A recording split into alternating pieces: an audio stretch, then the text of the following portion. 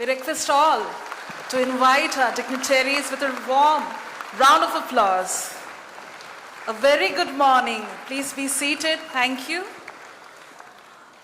Very good morning and to our esteemed dignitaries on the dais, respected faculty members, proud parents, and most importantly, our dear freshers, the newest members of the vibrant VID Chennai family.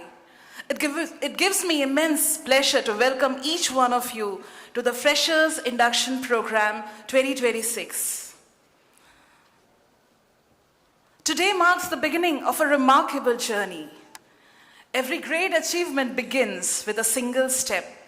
And this morning, each of you is taking that first step towards learning, innovation, friendships, and countless opportunities that will shape your future.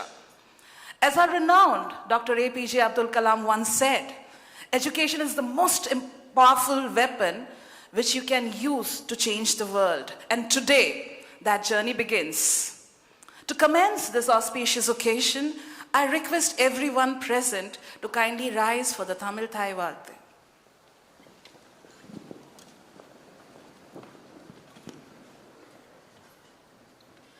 നീരാരും കടലുടുത്ത നിലമടന്റെ കെഴിലൊഴുകും സീരാരും വദനമെന തികൾ പരത കണ്ടമിതിൽ തെക്കണമും അതിൽ ചിറந்த ദ്രാവിഡനൽ തിരുനാടും തക്ക സിര പിறை നുതലും തരിത്തണരും തിലകമുമേ அத்திலக வாசனை போல் அனைத்துலகும் இன்பமுற எத்திசையும் புகழ் மணக்க இருந்த பெரும் தமிழனங்கே தமிழனங்கே உன் சீரிலமை திறம் வியந்து செயல் மறந்து வாழ்ந்ததுமே வாழ்ந்ததுமே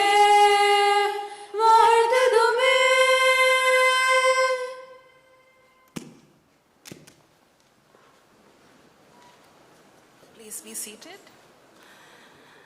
Every meaningful journey begins with a ray of light. In the rich Indian tradition, the lighting of the Kuthuvelku symbolizes the triumph of knowledge over ignorance, wisdom over uncertainty, and hope over darkness. May I now request our esteemed dignitaries to kindly come forward and grace this occasion by lighting the Kuthuvelku, marking the auspicious commencement of the Freshers Induction Program.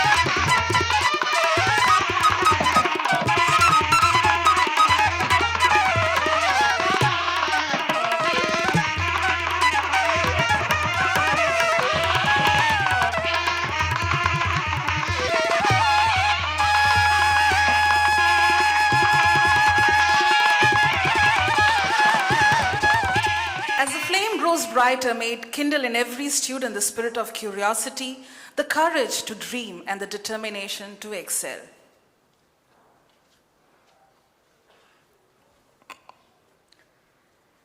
We would like to invite Dr. Nityadarshini PS, Dr. Dean Academics, to introduce the esteemed dignitaries who have graciously joined us on the dais today. Over to you, ma'am.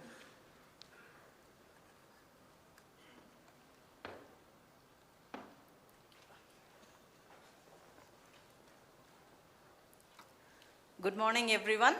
it's my privilege to introduce the distinguished leaders and mentors on the dais to bless and inspire our freshers as they take their first step into a new chapter.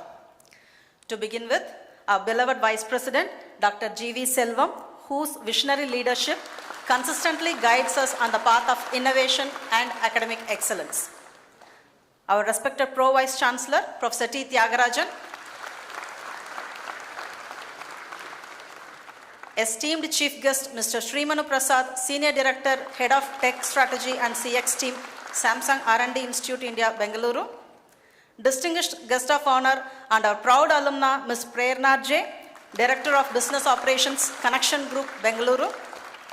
Respected Campus Director, Dr. K. Satyanarayanan. Respected Additional Registrar, Dr. P.K. Manoharan. Respected Dean, Academic Research, Dr. A. Naimullah Khan. Respected Dean, School of Electronics Engineering, Dr. A. Ravishankar. Respected Deputy Controller of Examinations, Dr. P. Vetrivelan. Respected Director, Student Welfare, Dr. S. Satyanarayanan. Respected Director, Hostels, Dr. K. Janardhan Reddy. Respected Deputy Director, Ladies Hostel, Dr. G. Velmati. Respected Joint Director, Career Development Center, Dr. R. Padmanabhan. And respected Director, Global Engagement, Dr. M. Subaji. I extend my deepest gratitude to all our dignitaries for gracing the occasion. Your presence is a source of immense motivation to our freshers. Thank you.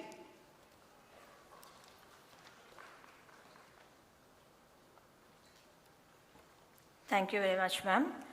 Every memorable beginning deserves a heartfelt welcome. We request our beloved Pro Vice Chancellor, Dr. T. Tyagarajan, to deliver the welcome address.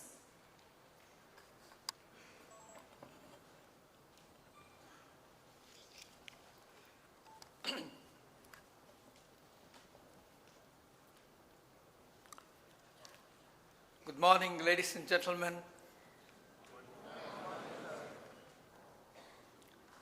Most respected and honorable Chancellors are in absentia. My esteemed Vice President, Dr. G.V. Selvam, sir. Very esteemed Chief Guest for today's function, Mr. Manu Prasad, Senior Director, Head of Technology Strategy and CX Team, Samsung R&D Institute, India, Bengaluru. A champion of Samsung Prism and Samsung Seed University Industry Collaboration Initiative, an icon in the field of network and mobile software development, a benchmark leader in mentoring high-performance teams, the chief architect of flagship Global Citizen Program, Samsung Innovation Campus. Let's welcome him, make a loud applause.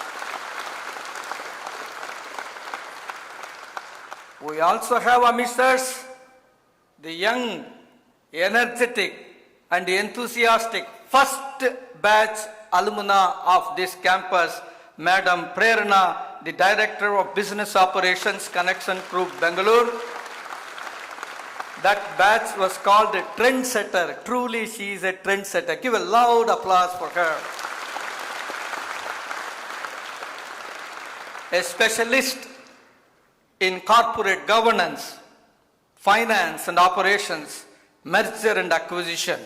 She is from Bihar, Tejasvi Buddhiman from Bihar. Jordar Talia.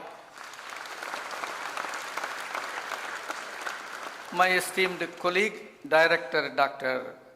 Satyanarayana sir, Additional Registrar Dr. P.K. Manoharan, Dean Academic Research Professor Naimullah Khan, Dean Academics, Professor Nitya Darsani, most respected parents, my dear faculty members, and young, energetic, and enthusiastic student friends, very good morning to all of you.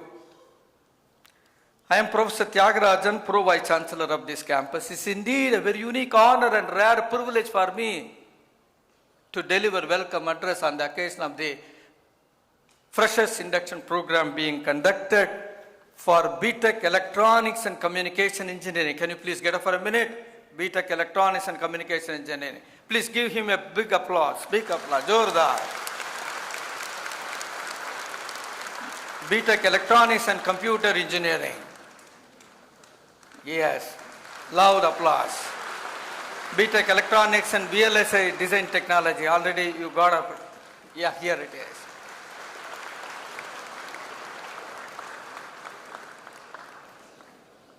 Very nice, very nice. தமிழ்நாட்டிலிருந்து வருகை தந்திருக்கும் பெற்றோர் மற்றும் மாணவாக்கள் அனைவரையும் வருக வருக என்று வரவேற்பதில் பெருமகிழ்ச்சி அடைகிறோம். எந்த குழந்தையும் நல்ல குழந்தைத்தான் மண்ணில் பிறக்கையிலே, எந்த குழந்தையும் நல்ல குழந்தைத்தான் மண்ணில் பிறக்கையிலே, அவன் நல்லவனாவதும் தீயவனாவதும் அன்னை வளர்ப்பதிலே. இனி இனி இனி அந்த அன்னைக்கு துணையாக உங்கள் அனைவரையும் சிறந்த தொழில்நுட்ப வல்லுநராக ஆக்க வேண்டிய பொறுப்பு இந்த விஐடி ஆசிரியர்கள். அன்பார்ந்த மாணவ செல்வங்களே, அன்னையிடம் நீ அன்பை வாங்கலாம், தந்தையிடம் நீ அறிவை வாங்கலாம். கருணை இருந்தால் வள்ளலாகலாம், கடமை இருந்தால் வீரனாகலாம், பொறுமை இருந்தால் மனிதனாகலாம். இந்த விஐடியில் படித்தால் தலைவனாகலாம். நண்பர்களே, my deputy director admission informed me that there are parents all the way came from Andhra Pradesh, Karnataka, Kerala and all parts of North India. We are very happy about that. Andhra మరియు తెలంగాణ నుండి విచ్చేసిన తల్లిదండ్రులు మరియు విద్యార్థులందరికీ సుస్వాగతం సుస్వాగతం.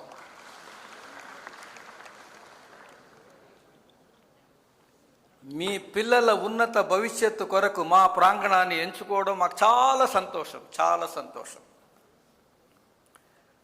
భలే మంచి రోజు, పసందైన రోజు, వసంతాలు కురిసేటి నేటి రోజు, కులదైవం పలికిన రోజు, కన్న తల్లి ఆశలన్నీ సన్నజాజులై విరిసిన రోజు, గుండెలోని కోరికలన్నీ గువ్వలుగా ఎదిగి ఆ గువ్వలైన కోరికలు విఐటి గూటిలోకి చేరిన రోజు, భలే మంచి రోజు, పసందైన రోజు. భావి భారత సౌభాగ్య సౌధానికి విద్యార్థులు మూలస్తంభం లాంటి వారు. అటువంటి మూలస్తంభంగా మీ విద్యార్థులను మలచడం మా కర్తవ్యంగా భావిస్తున్నాం. ఇదే తల్లిదండ్రులు ఆంధ్ర నుండి వచ్చిన వారికి మా வாக்தானம். கேரளத்தில் நின்னும் வந்திருக்கும் எல்லா மாதாபிதாக்களுக்கும் வித்தியார்த்திகளுக்கும் விஐடியினுடைய ஹிருதய நிறைஞ்ச சுஸ்வாகதம், ஹிருதய நிறைஞ்ச ஸ்வாகதம். எல்லாரும் சுகமானல்லோலே. ഈ ഭൂമിയിൽ ജനിക്കുമ്പോൾ എല്ലാ കുട്ടികളും നല്ല കുട്ടികളാകും. എല്ലാ കുട്ടികളുடைய சுபாவம் அவருடைய மாதாபிதாக்கள் வளர்த்துனது போல் இருக்கும். இனி முதல் இவருடைய சுமதலை ഞങ്ങളുടേതാണ്. இனி முதல் இவருடைய சுமதலை ഞങ്ങളുടേതാണ്. ആ വിശ്വാസത്തിൽ മാതാപിതാക്കൾ എല്ലാവരും സന്തോഷമായി തിരിച്ചു പോകலாம். ಸುವರ್ಣ ಕರ್ನಾಟಕದಿಂದ ಬಂದಿರೋ ತಾಯಿ ತಂದೆ ಮತ್ತೆ ವಿದ್ಯಾರ್ಥಿಗಳೆಲ್ಲರಿಗೂ ಸುಸ್ವಾಗತ. Our chief guest is also from Karnataka.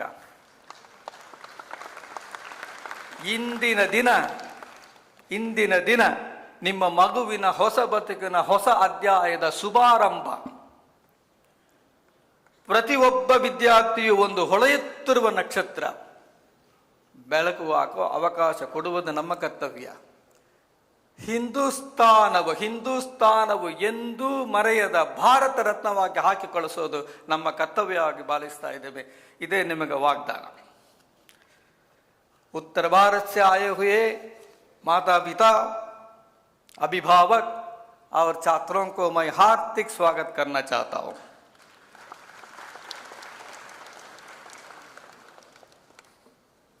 सबसे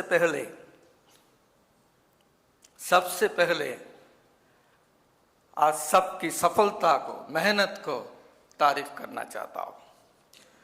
2 लाख 70,000 के ऊपर 2,70,000 के ऊपर हर साल छात्रों ने वीआईटी प्रवेश परीक्षा लिखते हैं। उनमें सिर्फ आपको सफलता मिला है। आप सबको बधाई देना चाहता हूं। जो भी हो तुम, खुदा की कसम लाजवाब हो, लाजवाब हो। भाई बहनों, ये हमारा पहले मुलाकात है।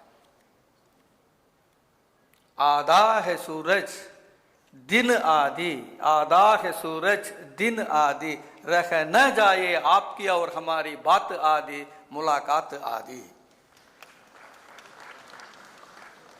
जब तक चांद सूरज रहेगा तब तक हमारा ये मुलाकात याद रहेगा।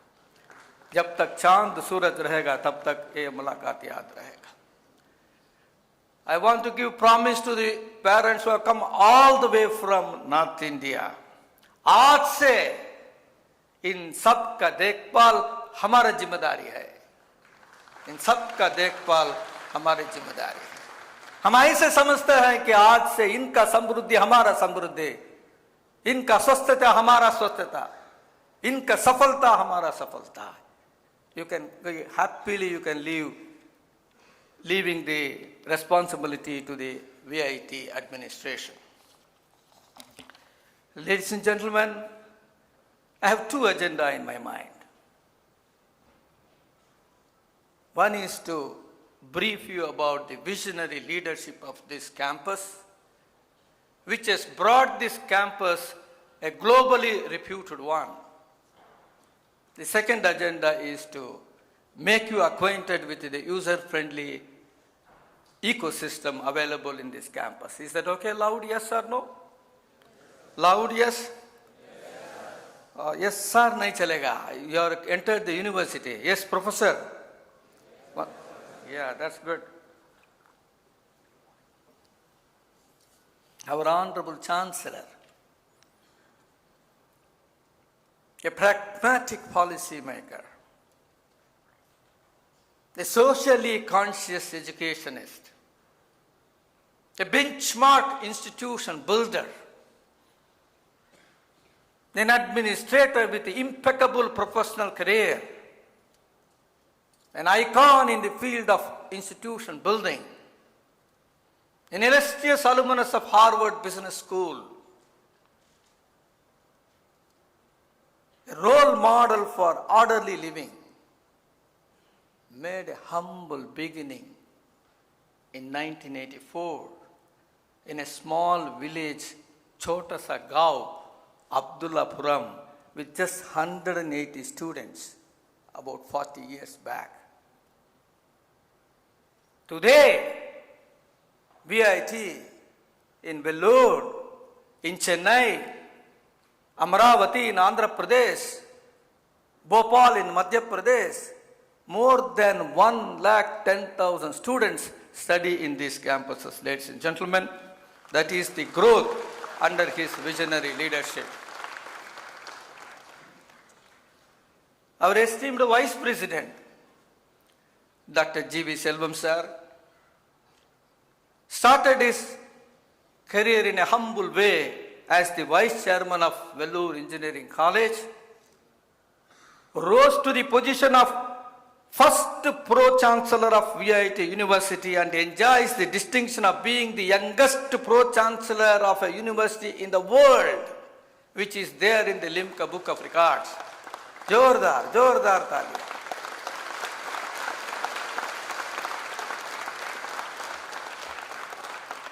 He is the first Vice President of VIT Chennai campus, the champion of sustainable development, true follower of H&H, hard work and honesty, proud possessor of Edupreneur Award, an erudite administrator with a doctorate in MBA, chief architect of the LEED certified Chennai campus. Let's welcome our Vice President with a big loud of applause.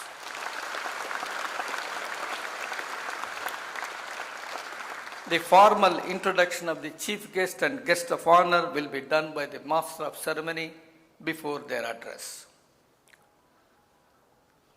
Friends, the visionary leadership of Chancellor and Vice President added several feathers to the crowning glory of this great campus institute. You heard of National Institutional Ranking Framework, NIRF, loud yes or no? Yes, sir, bolte hain. Yes. Yes, professor. NIRF started right from the inception of the NIRF. We are in top 20 in all verticals. Very recently, 10th best university in India, 11th best in engineering, 13th best in research, 19th best in overall category. This NIRF puts all the institutions in one basket. IISc Bangalore, IITs, NITs, state universities, central universities, everybody is put in one basket. VIT competes year after year, year after year. In all these editions, VIT excelled exceedingly well, and just now I read the ranks for the current year. When it comes to the international ranking, you have QS World University ranking, we are 597. We have Times Higher Education ranking, we are 600. We have Shanghai ranking, we are 500. In the world, that is the kind of footing we have globally, ladies and gentlemen. When it comes to the accreditation, at the university level, National Assessment and Accreditation Council, NAC, we have scored A++ 3.66 out of 4. Generally, they give for 5 years. But after seeing our credentials continuously, the team said, you take for 7 years. We don't want to waste your precious time. That is the kind of footing VIT has.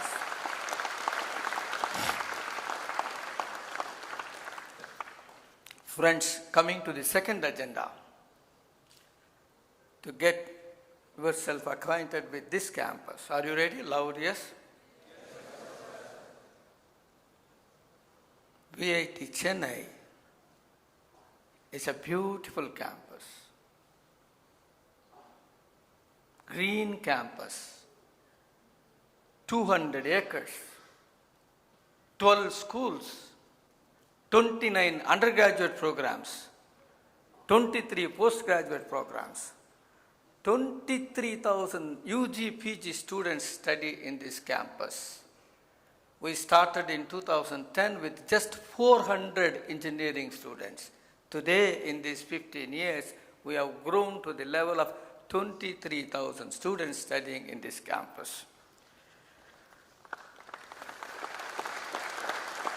Yeah, you need to clap many times, don't worry. The statistics are so beautiful. When it comes to the R&D ecosystem, that is something really amazing. When we say R&D, there are 3 verticals. One is the academic research, second is the translational research, second is the sponsored research, third is the translational research. We have around 2,000 PhD scholars in the campus pursuing high-end research, socially conscious research in healthcare, agriculture, climate change, energy, environment. 11 research centers we have, exclusive research center. The average budget per annum for each research center is 2 crores. Our H index is 120. Our highest impact factor is 54. Our citations are 1,84,000. Our citation per faculty is 12.4. 754 PhD scholars successfully defended their PhD till today. This reflects the academic research happening in this campus. All of you heard of Stanford University? Loud yes or no? Loud yes? Yeah, very nice.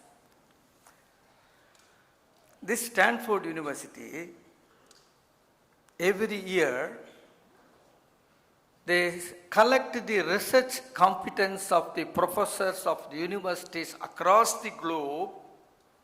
You have to observe carefully my adjectives. Research potential of professors of all the universities across the globe, list them and check who are all there in top 2% world scientists. In VIT Chennai, we have 17 faculty members in that top 2% scientists. Jordar Talia.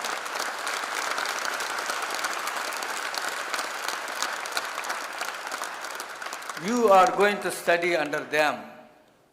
You are going to study under them. बोलिए और क्या चाहिए आपको? வேற என்ன வேணும் உங்களுக்கு? Coming to the sponsored research. You name an agency in India or abroad, we have R&D funding. In the recent past, 65 crore rupees our faculty could get the funding to pursue R&D activities. Who will deliver the outcomes? The BTech students, the MTech students, the PhD scholars. That's where the ecosystem is different in this campus. 1,534 patents are published in this campus, done by the UG, PG, PhD and the faculty members. 74 are granted. 4 patents are commercialized, another 4 are in the pipeline. That is called translational research. Looking at our research credentials, the industry came forward for consultancy. In the recent past, we have 15 crores internal revenue generated through the industry consultancy. Industry just like that will not handshake. For corporate training, with the help of our research credentials, 7.5 crores we could generate based on our expertise. Our central library is more eco-friendly for you. Fully automated with the Koha software, self-check-in, self-checkout, web opaque, online public access catalog, opaque. Individual cubicles for deep learning, audio-visual hall for pursuing NPTEL, Swayam, MOOC. We spend at an average of 4 crores per annum to subscribe e-resources. When a committee comes, they ask, have you added the salary also? No, sir. IEEE, ASME, ACE, Web of Science, Springer, you name a database, we have that subscribed. To access that, you need a large bandwidth. Our bandwidth is 15 Gbps. We spend at an average of 3 crores per annum. Recently, our Vice President approved for another 5 Gbps, 20 Gbps at an average of 10 Mbps per student. That's the kind of facilitating ecosystem we have, friends. In addition, of course, we have the academic blocks, smart classrooms, state-of-art laboratories, study rooms, mega auditorium like this, seminar halls, hostels, sports facility, cricket ground, tennis ground, basketball ground, rock climbing, yoga room, health center, food courts, bank, gym, swimming pool. Oh, bas kar dijiye sir. What else we want? What else you want? हम इस देश के वासी हैं जिस देश में गंगा बहती है. हम इस देश के वासी हैं जिस देश में VIT शिक्षा देती है. Ladies and gentlemen, that is the kind of benchmark we have created.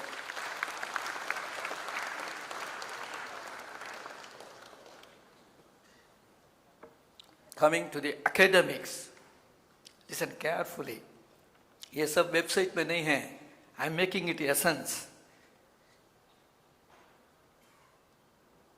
you can design your degree path. Matlab, you can design your degree path. Matlab, it is fully flexible credit system. You can choose the teacher, you can choose the course, you can choose the slot. In addition, you have minor degree, major degree, second major, dual degree, additional courses for extra credits, ancillaries, concentrations, self-learning through NPTEL, Swayam, MOOC, international immersion through MOUs, multidisciplinary projects, capstone projects, grade improvement, course substitution, makeup exam, break-in study, access to the advanced labs, open electives for multidisciplinary learning. That is the kind of academic freedom, flexibility you have. We also have a semester abroad. Two of your seniors, before year, Disha Parasu, last year, Disha Parasu, this year, Adyant, they secured $1 lakh, $1 lakh, which is equivalent to 1 crore rupee, to pursue their third year BTech in NCSU. Next year, one of you will have that kind of fellowship if you satisfy that norms. That is the ecosystem we have, friends. In addition, we have adjunct faculty from abroad, professor of practice from industry to give hands-on experience. We also promote the translation research at the UG, PG level itself. Our management gives 50,000 rupees for each student who comes forward for prototype development as a seed money. 2 lakhs for each student who comes forward to make a startup venture. We have a hand-holding V-Nest for incubation, pitching, boot camp, venture capital, angel investor. We have that kind of ecosystem also. In addition, if you want to present a paper other than Tamil Nadu, you want to travel, 20,000 rupees travel grant. You want to file a patent, 40,000 per student to file the patent. You want to publish a paper, Raman Research Award, 10,000 to 35,000. Kalam Research Award, 15,000 rupees. In addition, you have article processing charges. It's taken care by the management. You will be surprised. Every year, at an average, 300 papers are published in Q1, Q2 journals with a BTech student as the first author. That is the high-end research ecosystem we have. BTech student as the first author. We also have 1 crore funded, AICT funded hands-on experience providing Idea Lab. Friends, in many institutions you have curriculum lab alone. In this campus, you have curriculum lab, research lab, project lab, industry-sponsored lab. That's where VIT is different. That is why you chose VIT for your higher education. We have 9 centers of excellence: Samsung, Sedaxis, Satori, Valio, Veldog, Stryker, Ayagami, Havels, Lawrence and Mayo, in different verticals.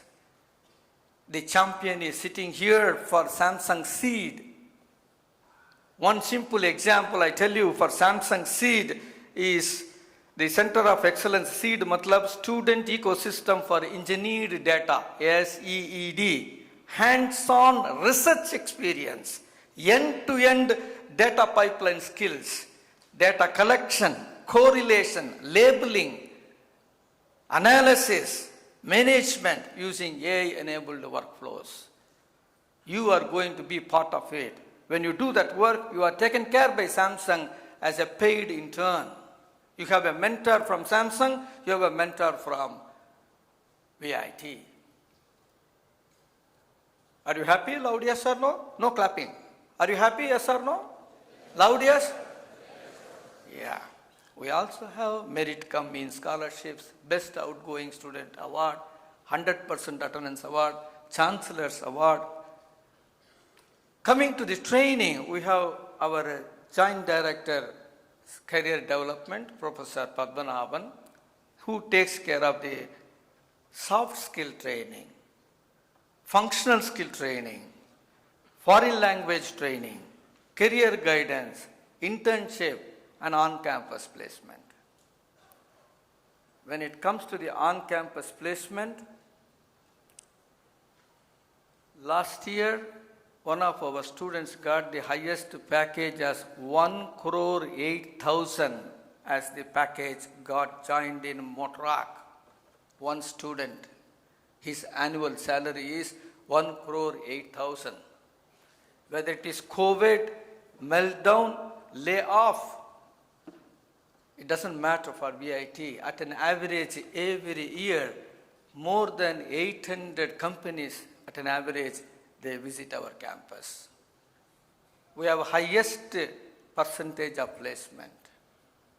Year after year, past 14 years, whether it is the number of companies coming to the campus, whether it is the highest salary, whether it is the percentage of placement, in all these three verticals, past 14 years, we are number one in India, which is there in Limca Book of Records.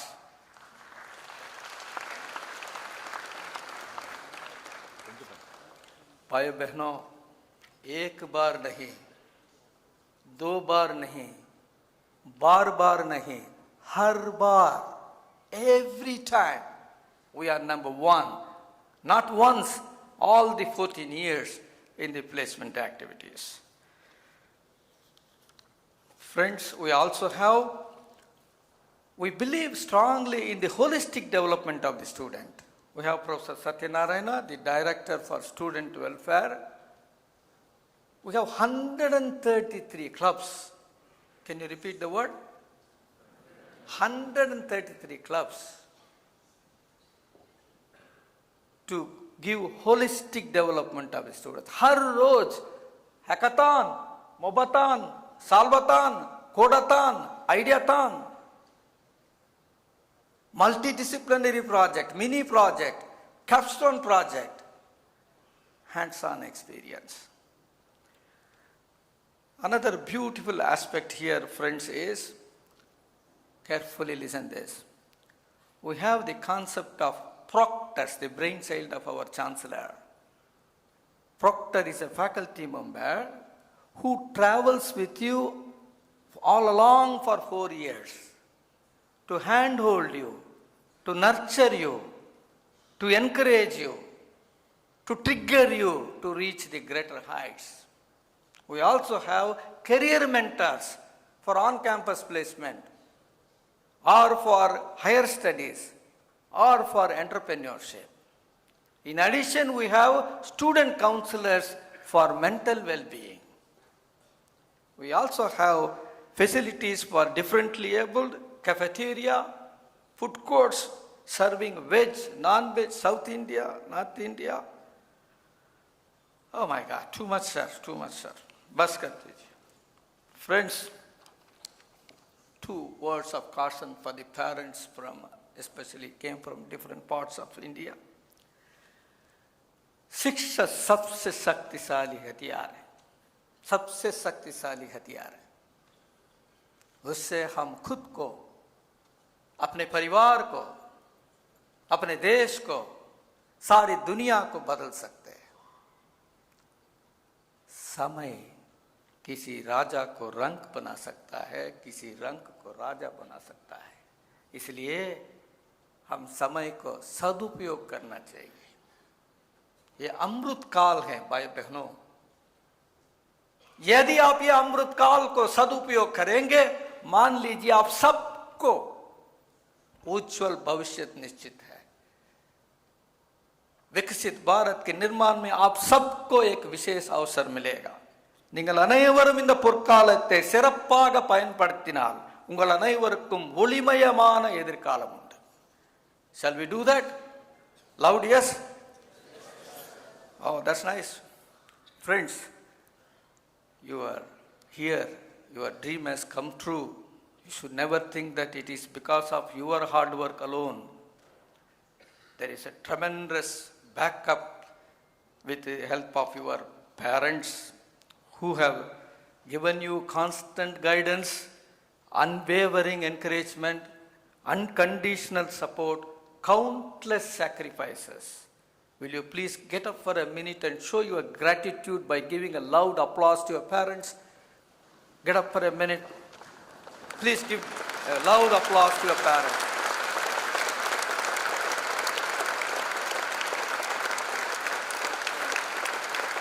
Thank you, thank you.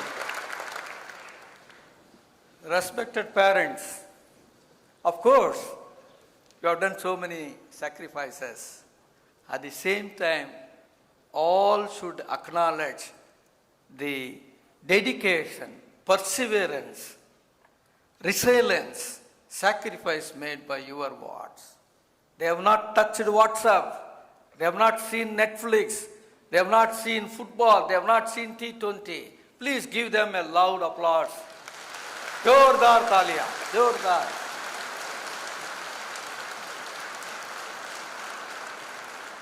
Let me conclude my welcome address by recalling the beautiful words of Henry Ford. Coming together is beginning. Coming together is beginning. Keeping together is progress. Working together is success. Let us all work together, the parents, the faculty, the students, and the leadership team for well-being of these wards. Shall we do that? A loud yes. Thank you very much, ladies and gentlemen. May God bless you a wonderful career ahead.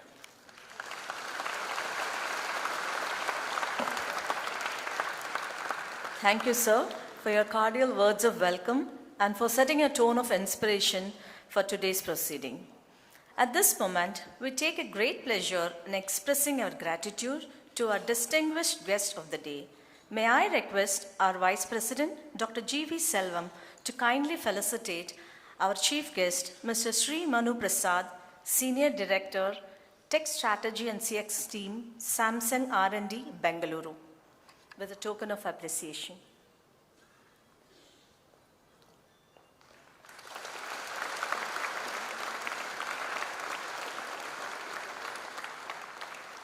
Thank you, sir. May I request our Pro Vice Chancellor, Dr. T. Tyagarajan, to kindly felicitate our guest of honor, Ms. Prerna J., Director of Connection Group, with a token of appreciation.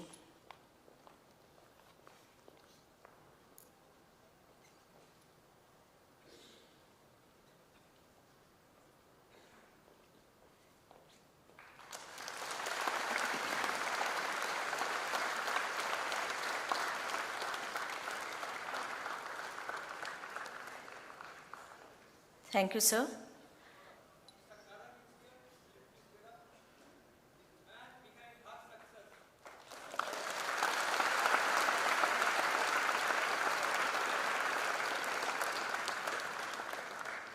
Thank you. Leadership is the courage to envision the future and the commitment to bring others along the journey. It's my privilege to introduce our beloved Vice President, Dr. G.V. Selvam. A visionary architect of excellence, an inspiring institutional builder, and a transformational leader, Dr. G.V. Selvam has been the guiding force behind VIT's phenomenal rise since assuming office as the Vice Chairman of Vellore Engineering College in 1999. With remarkable foresight and an unwavering passion for educational excellence, he orchestrated the institution's historic transformation into VIT University in 2001, becoming its first Pro-Chancellor and earning a place in the Limca Book of Records as world's youngest Pro-Chancellor. Armed with the postgraduate degree in business administration, From the University of Madras, he translated his ambitious vision into reality by establishing the magnificent VIT Chennai campus in 2010, a globally benchmarked, LEED certified green campus renowned for its world-class infrastructure. His dynamic leadership, relentless pursuit of innovation, and steadfast commitment to the enduring credo, hard work, and honesty continue to propel VIT to greater heights, making it a beacon of academic distinction and global recognition. It is my distinct honor to invite Dr. G.V. Selvam, Vice President VIT Chennai, to graciously deliver the special address.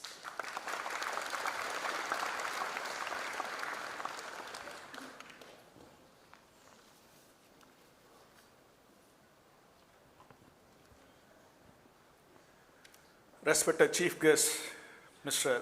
Sri Manu Prasad, respected Guest of Honor, our Ambassador, Mrs. Praranna, always we are thankful to Mr. Jha, her father, who admitted in VIT Chennai in 2010. Because in 2010, we have only few thousand square feet. Now we have 50 lakh square feet. So they believed on VIT brand and admitted in 2010. Always we are thankful to our guest of honor.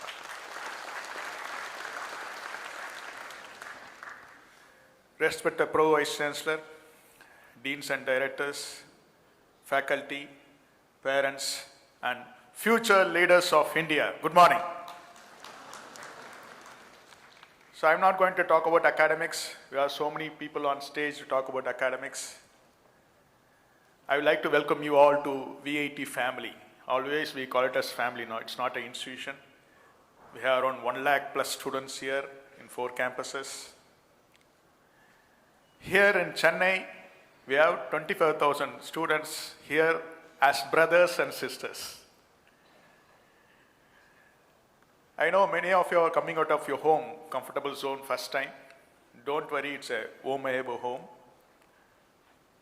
First, keep smiling. That's important in your life. Be happy and keep others happy. Love yourself, love your parents, love your country. So you are entered a different segment today from school to university, not a college, university. You should start thinking. Reading is different, thinking is different. You should start thinking from today. For today's generation, human values are very important. Like simplicity, honesty, integrity, kindness, compassion, gratitude, and helpfulness. The most important thing is we should respect elders, parents, grandparents, uncles, aunties, who are elder than you, we should respect to them. Our concentration time has gone down because we have stopped reading books. After this internet and mobile phones, after YouTube, we have started listening but not reading. So we have a fantastic library here. Go to the library and start reading. Always we used to say, keep giving, you will be given. In all religions say, always God gives us to share with others. Whether it's knowledge or love, please share with others. Once Swami Vivekananda said, the more you come out and do good to others, your heart will be purified and God will be within you. Do good to others, that's very important. I want to tell a small story. There's a rich family, a business family in a cosmopolitan city like Mumbai. He was a first generation businessman. He was very much successful. He had 2 kids. They were sitting on their dining hall and discussing about the vacation trip. The kids wants to go to Switzerland, but father wants to take to the native place where he was born. After long argument, everyone decided, yes, agree, we'll go to our native village. All father, mother, 2 kids went to the native village, stayed for a week. Kids struggled a lot to stay in that village because they are very much comfortable, sophisticated life in the city. After coming back to the home, again they met at the dinner. Father opened a topic. How do you enjoy the life in the village? Please open out. Then the kids started explaining. Dad, we have one dog at our home. You bought us expensive dog of 10 lakhs, Mastiff, to us. But in village, they have several dogs at the home, all street dogs, puppies. For our dog, we have a air conditioned room. We have special food. But there's no special food them. They roam the street. They have food, whatever they have. Here we have a indoor swimming pool. But there they have a river, running water, fresh water. Here we have LED lights, but they have moons and stars. Here we have big wall, 10 feet wall and all the security system to protect us, but they have friends to protect us. Here we have TV for our time pass, but they have family to speak. At last, I thought we have the world within us, but they have God with them.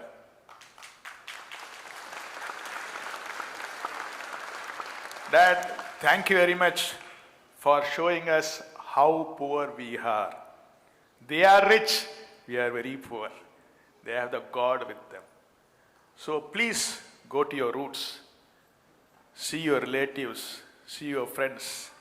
Enjoy the Indian village. That's very important. Roots are important. So treat everyone the same platform as a human being, whether they're rich or poor, of any religion or caste. Please treat them the same platform. So today you are here because of your hard work, because of your good scores, entrance exam. From today onwards, you start reading, no doubt. VIT gives a great opportunity here. You know about Indian education system, Nalanda University, one of the oldest university in the world. That was the first residential university in the world, where we have students from all countries. We have a strong education system in India, but still we want to go abroad. Yes, no issue, you are going to finish undergraduate here. You can go abroad for your higher education. A survey says, mostly you want to go to US. 33% of doctors in US are Indians. 12% of scientists in US are Indians. 34% of employees of Microsoft are Indians. 23% of IBM employees are Indians. 17% of Intel employees are Indians. So all best brains are outside India. My request is, yes, you go there, learn there, earn there, and return and serve your mother country.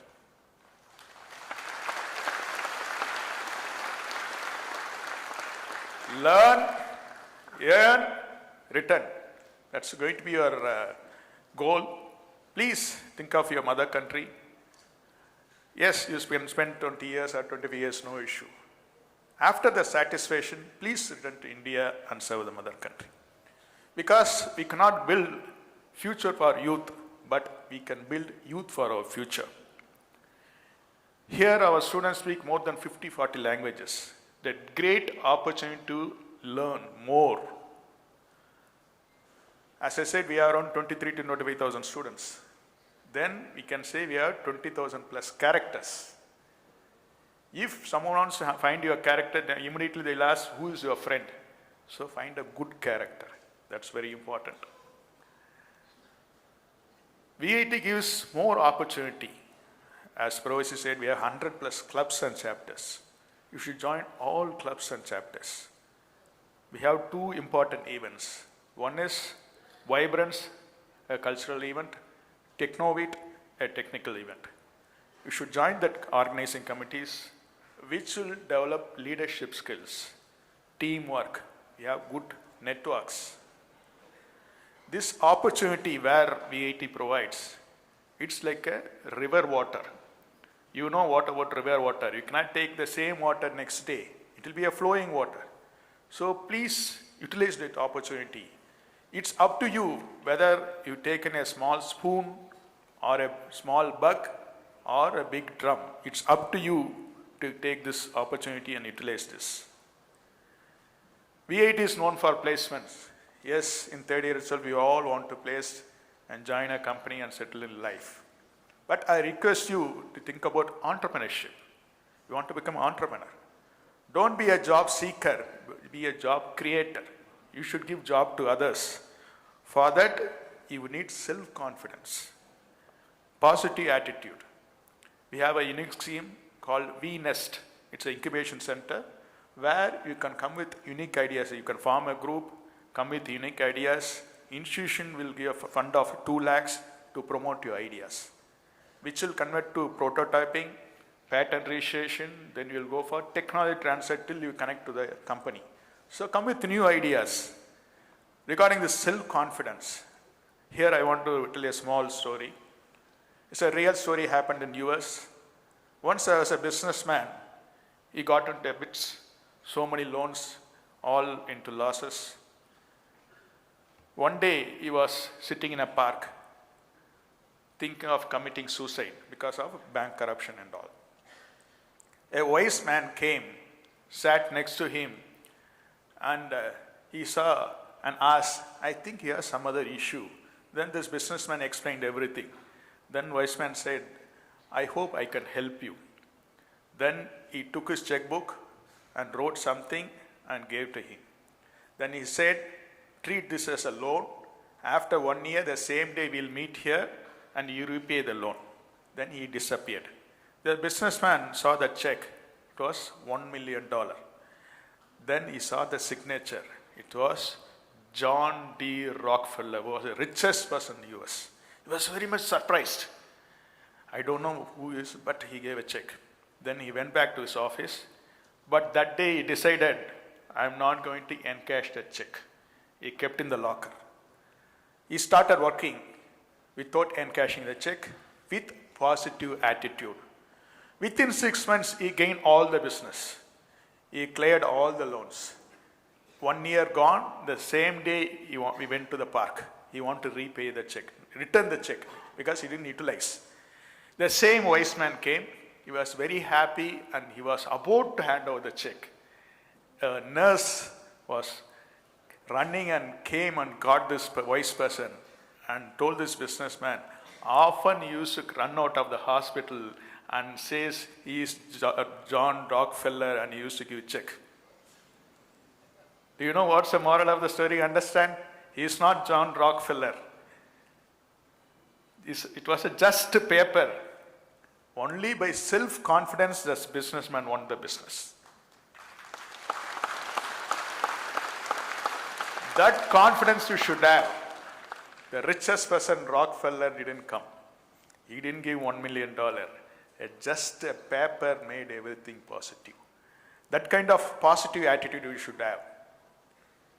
Always used to say, if wealth is lost, nothing is lost. If health is lost, something is lost. If character is lost, everything is lost. So build good character. For that, you should have a healthy life. Go to bed on time. For mobile phones, there are limits. So please use as per your requirement and go to bed on time. Have food 3 times on time, morning, afternoon and night. Because I know that because you go to bed late, wake up late and skip breakfast and go to classroom. Don't do that. Morning, you should have breakfast 100%. Do you know who is the best doctor in the world? Sun is the best doctor in the world. Sun should see you daily. For that, you should go to the ground. You should play well. You should sweat. People say, because of this exercise and physical activity, your blood circulation will improve. Brain itself, we have left and right brain. One half is for academics. Second half is for your activities, culturals, sports, creative thinking. So both half should work. It will activate your brain So I request everyone to go to ground in the morning. There are two important days in your life. One is date of birth. The next day is you should be the reason for the happiness of your parents. Yes, it's going to happen within 4 years. They'll be going to be very happy on your graduation day. Always take care of your parents. Once our great leader Abdul Kalam said, I'm very much worried. So many old age homes are coming in India. He told this generation not taking care of their parents. I want to remind Newton's law. For every action, there's opposite and equal reaction. If we are not taking care of your parents, our children won't take care. Please take care of your parents. Speak to them regularly. I know that first 1 month you will call daily, then weekly, then monthly, then we'll have 2 mobile phones, one for parents, one for friends. Don't ignore parents. Because of them you are sitting here. Please take care of them. You should have a target. What's your target? After 10 years, you should sit here as guest of honor.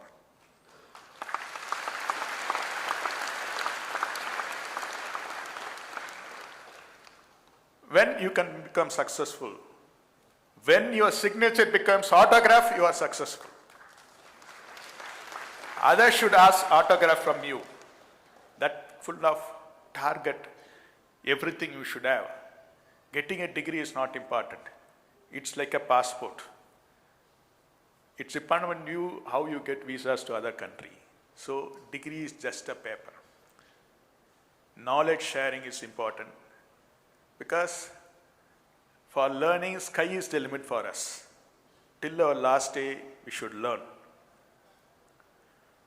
Here we have a unique system called Proctor system, where a professor will be attached with 20-25 students. I request the parents to meet their proctors and have a word with them, often discuss with them, because parents, students, and teachers it's like a joint development. So all three can put together and put efforts to develop the student. Please meet your parents. I used to quote a Japanese quote. If one can do, you can do, no issues. If no one can do, you must do. As a V18, you must do. Because you differ from others. Always try positive and do all things. Learn from yesterday, live for today, and hope for tomorrow. I used to end with H and H, hard work and honesty. As a V18, definitely you should do hard work and be honesty. All the best. Thank you.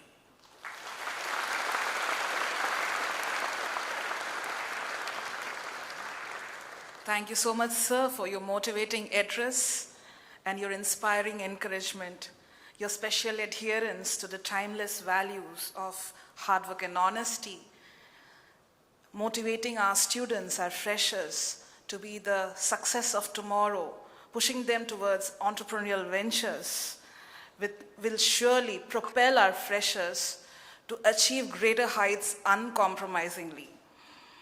Now, I deem it an absolute privilege to introduce our guest of honor, Ms. Prerna J., Director of Business Operations, Connection Group, Bangalore. An accomplished business leader based in Bangalore, bringing over decades of multidisciplinary expertise spanning finance, operations, technology, and strategic consulting.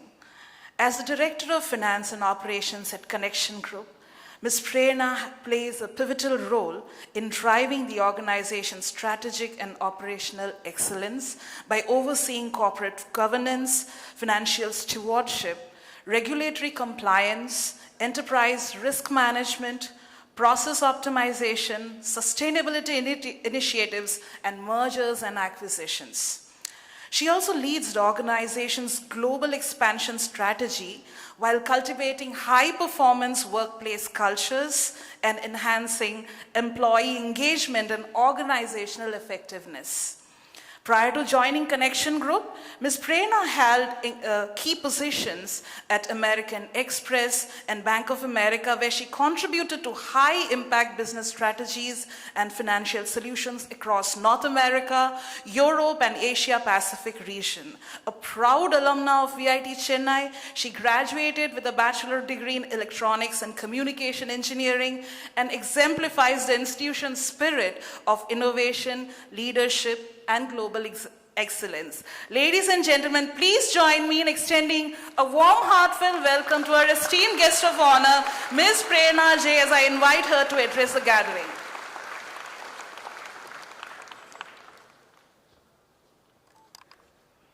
Thank you. Wow. I am reflecting back to 2010 when I first joined VIT. So good morning, everyone.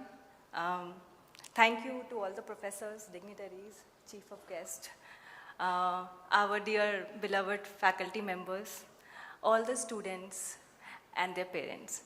It's such a privilege to be here in front of the bright minds of the country. I am Prerna, currently working as one of the founding members and board of directors in Connection Group. We are a small boutique Oracle consulting firm which works on digital transformation, AI innovations, and ERP implementations for many enterprise customers across the world. We employ over 200 employees. In the last 6 years, we have started across India, Dubai, and Singapore. I come from a middle-class family from Bihar who, when joined VIT, did not even know how to use a computer system. I remember in my first computer lab, it was the first week, and it was Pradeep sir's lab. I'm not sure whether Pradeep sir is here or not. He asked me to click something on the taskbar, and I had no clue what a taskbar is. It was that state when I joined VIT. But I was a confident kid. I knew I will do it. And I had the best faculty here to support me, the best guidance, the best studies that I got here, the best practical labs, and more or less the best leadership that I could see in VIT, which made me what I am today. Do you know why everyone calls you freshers?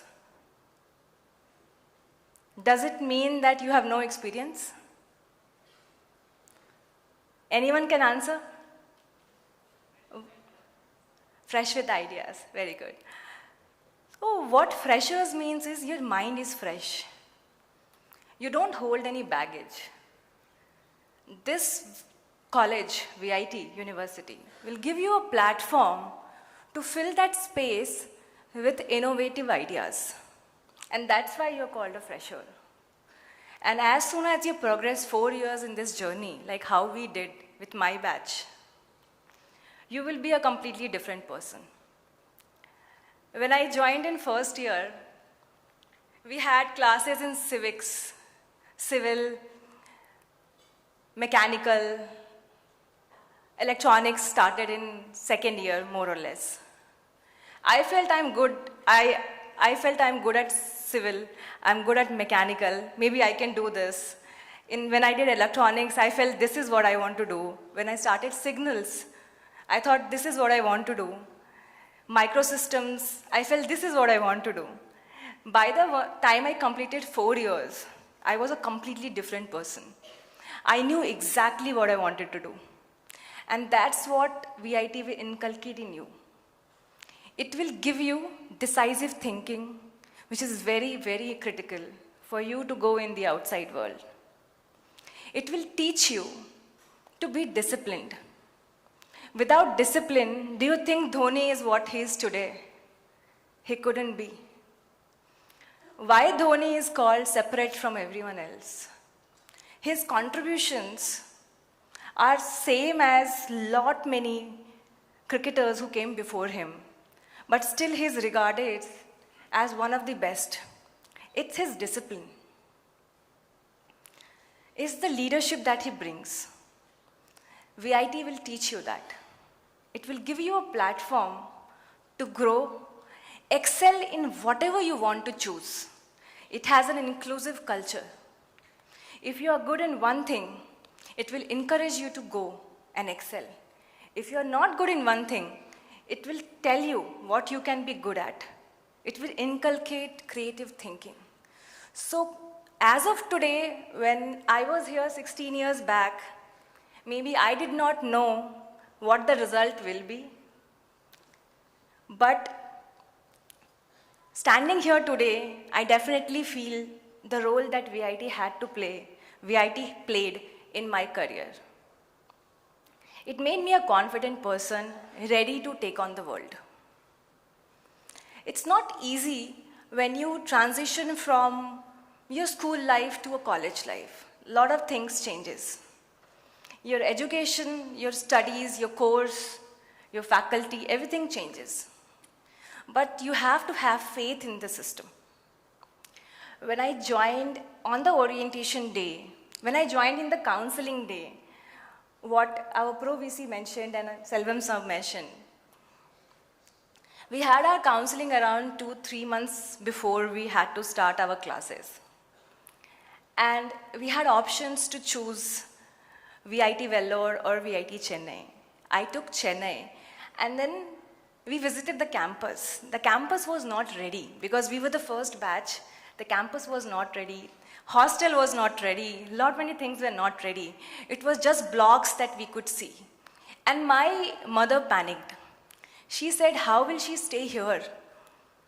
And what is the placement that she will get after 4 years? And that time, my father just said one thing, that you are putting your daughter in VIT. It is not your tension. It is not your stress to take. It is VIT's stress.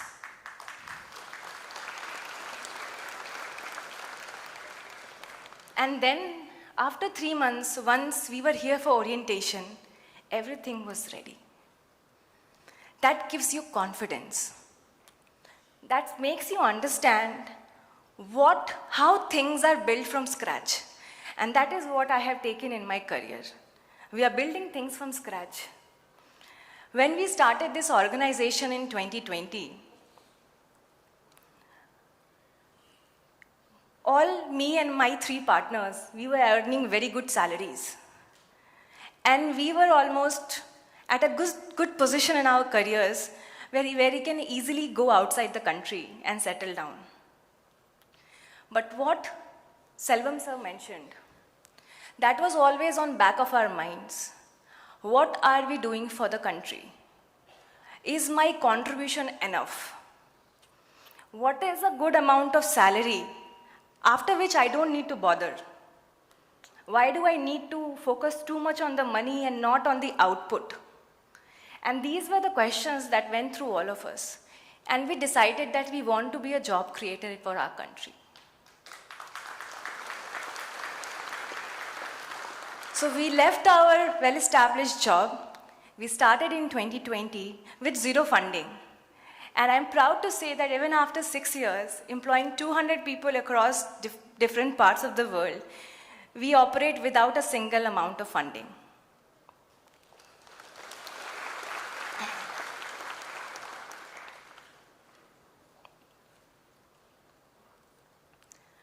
I still remember some of our professors' names.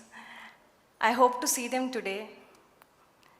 I would like to thank some of them whom I can recall. Some of their faces I remember, maybe names I have forgotten. I'm here after almost 12 years now. So I would like to thank Menika ma'am, Subhashini ma'am, Mahesh Anand sir, Srilekha ma'am, Shankari ma'am, Pradeep sir, Atanu sir, Vrinda ma'am, Nitya ma'am, Revati ma'am, Reena Monica ma'am, Sophie ma'am, Kanchana Bhaskaran ma'am, and I don't know how many faculty I can still remember, even though I'm coming here after 12 years. Why do I remember them? That is a question I keep asking myself. How come today morning Subhashini ma'am asked, how can you remember so many professors? It was because I paid attention. I was observant. I paid attention to their classes. When Shankari ma'am asked us to stay outside the class because we did not get our graphs for that day, I did not ask why me. What does a graph do? How does it matter? Right? But we asked why it is important. Even if it's a small piece of paper, discipline is important. And that's what you get to learn here. The professors that you will be learning from are top tier. So, all of you are privileged. I have seen many people go to different universities, and many of my parents, friends, their relatives said, "Why do you want to send your daughter so away from home?" I come from Patna, which is like so much away from Chennai. And looking at 12 years back, the transportation system also was that there was 2 trains that used to go to Patna. And still we see lot many people take that decision. It's near to my home. Why not take the classes here? Why do I go far? You go far because you want to do something better. Because you want to achieve something. And you want to make your name in the world. Distance does not matter. Time does not matter. Money does not matter. When you want to succeed, it is very important to have your eyes on the prize. The prize can be different for everyone. I may want a top tier job in one of the biggest organizations in the world, let's say Apple. Or I may feel successful by just having a small organization. Or I may feel successful by just opening a small store. Does not matter. Success is different to everyone. But what success means to you is very important. You should understand that. You should use these 4 years to understand what success means to you. Do not go into the race. The race is never ending. Don't look what my friend is doing, I want to do the same. You ask yourself, is what I want? And then you chase it. And you chase it so hard that nobody can stop you.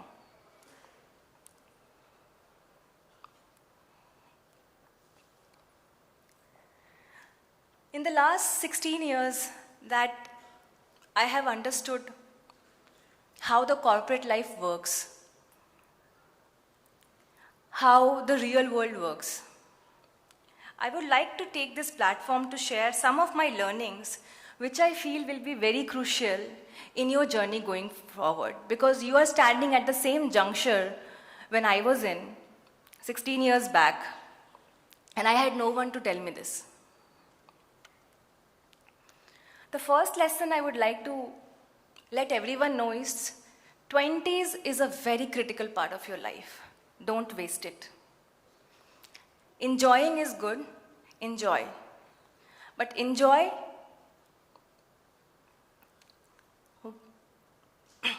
enjoy when you also have a goal in mind. Don't lose your goal. We started our organization, all 4 of us, when we were in our late 20s, around 26 to 28 years of age. Why do you think we were able to start? Most of the boardrooms that we go to, most of the discussions that we have our customers with, they are in 40s and 50s years of age. When we started, we looked like a child in front of them. And it was a disadvantage. We did not bring that much experience. But what was an advantage that we had? We had time. We had risk-taking capabilities. If I fail today, I know I have the time to get up back tomorrow. Somebody in their 40s and 50s might not have that flexibility because they have a lot of responsibilities on their hands now. So use your time wisely in 20s. The second lesson that I would want to share is, have the courage to show up even after failure. I have seen many people, after one failure, they just don't show up. They are not ready for the speech. They won't show up. They are not ready for the exam. Let me miss it, does not matter. Success and failures are the same, different side of the same coin. Do you think if Steve Jobs, after what happened to him in Apple, if he would have left it like that, we would be calling his name today here? No. His knowledge was the power. Even after failures, he started Pixar.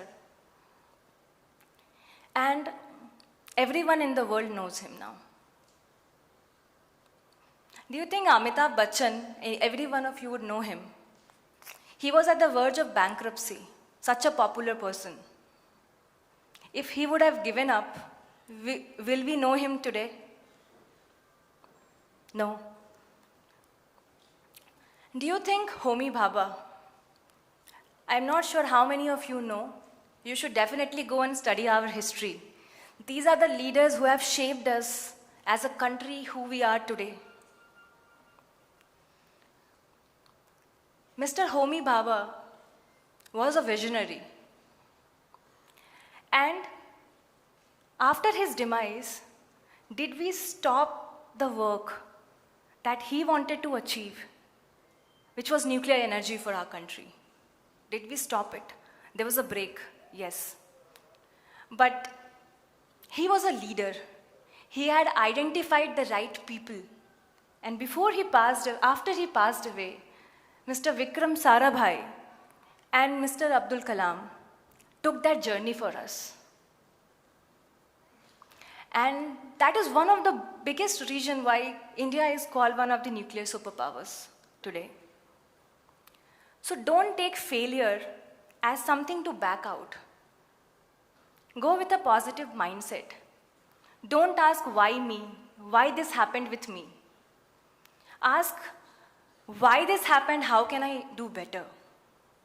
Understand the problem and find a solution. Do not give up. Once you give up, you lose the battle there itself. You are not in the race.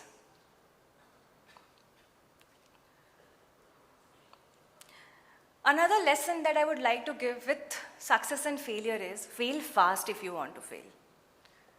Do not cling into any idea for so long that the idea only eats you.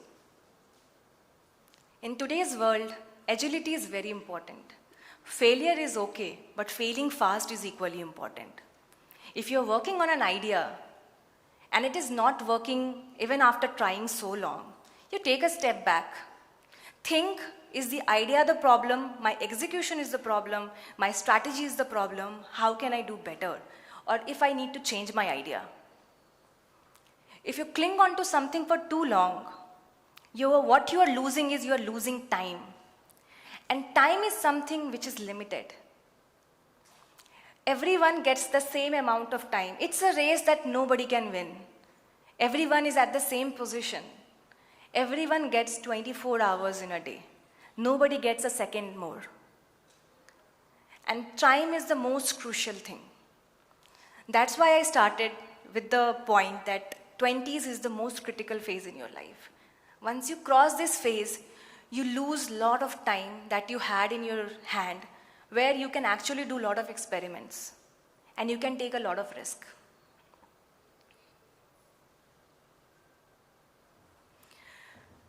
Another lesson that I would like to share is technical knowledge is definitely very important. But working with people is more important. If you are technically good, but you are not able to convince somebody that you are good, if you are not able to release that idea to the world, if you are not able to build a team to get that idea executing, it will not matter. And VIT is a platform which will give you exactly that. It will make you understand what a teamwork means. Whenever you get a project, whenever you have to do initiatives together, those are the opportunities you should utilize to the fullest. to understand how to work in a team, how to lead something. It's very important. The networks that you build today will take you far longer than you can even imagine. And the last lesson that I would like to share with all of you is, in today's world, everything is online, in-person connection is still more valuable. When you meet somebody, when you go to a village, when you sit with a corporate, you will understand exactly how things work. Whatever you read online, you will feel is just the 10% of what. When you talk to somebody, you will understand their perspective. You will understand where they are coming from, what their thought process is, and why it is important. So always value in-person interactions. Lastly, I would like to congratulate you for the time ahead. This is an exciting world we are in, where change and innovation is encouraged. Failure is not looked down upon and is acceptable. And parents are more supportive than ever. I hope to see you successful and work towards innovation and make all of us proud here. Thank you so much.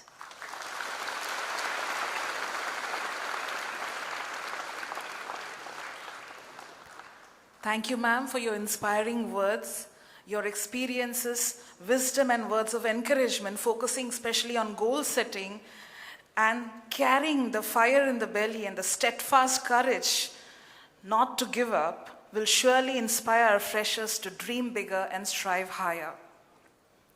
Now I deem it a privilege to introduce our chief guest, Mr. Sri Manu Prasad. Mr. Prasad, Senior Director of the Tech Strategy and Customer Experience team at Samsung R&D Institute, Bangalore, is a distinguished technology leader whose career has been defined by innovation, strategic vision, and transformative leadership.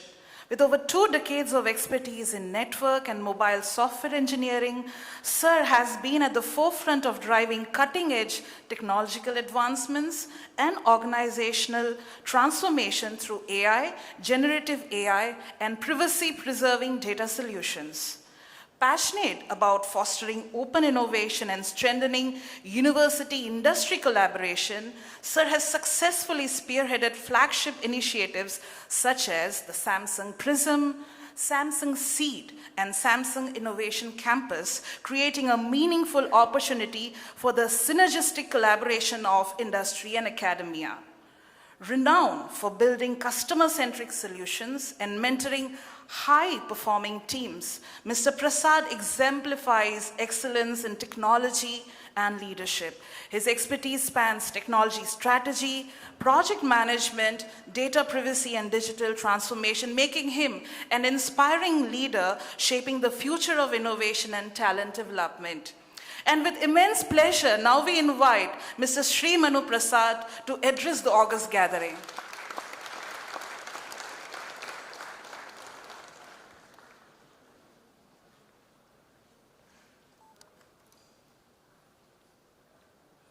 Respected dignitaries on stage, Dr. Selvam sir, Dr. Tyagarajan sir, Prerana, and others. After 3 good speakers and you come at the end, right, it becomes difficult because they would cover everything. There's nothing left for me. And also I know we are running out of time. So keeping in mind, I will keep my talk a bit lower. But before I talk about it, first of all is congratulations to all the students who are here for all your hard work in the last 2 years. I know being a father what it takes, 11th and 12th what it goes in this competitive world. And the parents who have supported, I know your anxieties, to make sure that your student goes to a right institution so that he gets a right environment, right? Thank you all for that. as Dr. Selvam sir was saying, this is the 4 years where I would say 5 things any student should focus on. He was talking about character, that's very important. Who you are, what you are in future depends on that. Competence, yes, 4 years is full of studies, you will do that. Communication, I know in India, not everybody is blessed with the same level of communication, how freely you can communicate, how you can articulate things properly. You could see Prerana, ma'am, how she was nicely explaining, right? That is very important in the industry and for success as well. Collaboration, you cannot be a hero by yourself. You need to take everybody along. And continuous learning. If somebody was thinking that, I joined VIT, after that life, I don't have to study, I think that's a myth, right? Study starts from now. Being in this knowledge industry and things like that, studies never ends, okay? So with that, I would like to congratulate you for choosing the right institute. For me personally, maybe around 10 years back, I was a strategy head then, and we were studying the difference between Silicon Valley in US and what in India it lacks. One thing which came up 10 years back was, the industry-university collaboration. So in US, the universities are ahead of the industry. And in India, it was lagging at that point of time. And most of us by then had around 20, 25 years of experience. For me, I had worked in US for some short while and I had to return back, but this contrast was there that, we are not as good as US, of course. So what we can do for this country, right? This came up, and then I took up this, a point of, let's work with the universities and then build and co-work with them to make a better India. That's when my journey starts with working with the universities as a side project, I would say. And when I came to VIT Vellore, I think 2018 or so, I was talking to professors, etc. And one junior professor I asked, what is the vision of VIT? Without even blinking an eye, she said, to be in QS ranking 200, 250 or something. That's without even thinking. Suddenly it reminded me that, the janitor story of NASA, where she said, a janitor is saying her vision is to make sure, her mission is to make sure to put a person on moon, right? Similar, answer I got in VIT. So then I decided, yeah, this is the institute which I need to work on, and then build the Indian capabilities with respect to university industry collaboration. That's when I started working with this great institute, and initially we had Prism, then we had Seed, great, I have team members, your seniors working in my team, doing awesome jobs. So I would like to assure parents here that VIT has got good infrastructure, good mentors. Proctor was one great thing, they call with different names, mentors and all this stuff. So I request students to have multiple mentors so that you get to know, what is the right thing to do for you. It may not be the right thing for others, but you will have to choose what is right for you. So for me, from then we started working, and whenever we asked anything from VIT from an industry viewpoint, there was absolute zero delay. When I said I need to make a lab here, would you be interested? The answer was yes. Then we also tested, would you like to put money? They said yes. Okay, that's a good thing. I've worked with 40 institutes, but not all institutes are forthcoming for the industry. This is fact in India yet. Okay, many institutes say their job is to teach. After that, here it is not like that. They are welcoming industry. They make sure the students get the right exposure in the industry. With Prism, I think so far 7 or 8 batches have been done so far. Many students have done papers, patents here at the UG level, right? And we bring in mentors and make sure the student gets the right opportunity. So we are very happy to partner with VIT to see success of the students here. And we strongly believe, or I strongly believe, you are the future of India, right? Please understand, you are not another student. You are the future of India. So whatever India has to be, Viksit Bharat and all Tyagarajan sir was talking about, without you, we cannot be that. You know, our times have gone, but you are the future. So with that, I would like to say, utilize this 4 years properly, study well, and there are always, people behind you who can help you out, and be successful in life. Plus, remember, your parents' sacrifice or your teachers' hard work, your success becomes their greatest expression of gratitude for them. Okay, so please focus on making India great again. Selvam sir was also talking about creating jobs here. A lot of you are in the right time. Okay, India is in the right time where we are growing at 7%, 8%. Opportunities are there. We have young talent here. What else you need? Right? We have a biggest market here. Unlike before, all technology is also what is available in US. It's available to you at the time. The internet has made that, right? This AI is also adding. It's a leveling field. Internet gave us one edge because we can get whatever happening in US at the same real time. Whereas in when I used to study, it was not like that. We used to wait for books, we used to study, etc. Now it is not that. Any research done there, you immediately have that in your phones, right? So you can utilize the opportunity is enormous. Dunya mutti mein hai, right? That's what they say.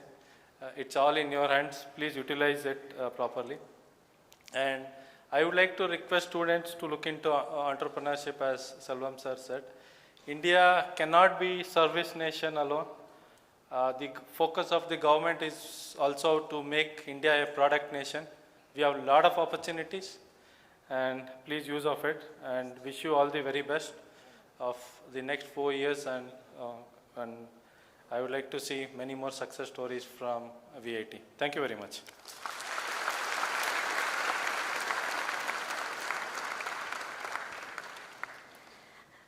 Thank you so much, sir, for your insightful words. And I'm very sure that the students will be definitely proactive and ahead of times to be the partners with the industries. As we approach the conclusion of this inaugural session, it is a time to express our heartfelt gratitude to everyone who contributed to making this occasion meaningful. I now invite Dean, School of Electronics Engineering, Dr. A. Ravishankar, to propose a vote of thanks.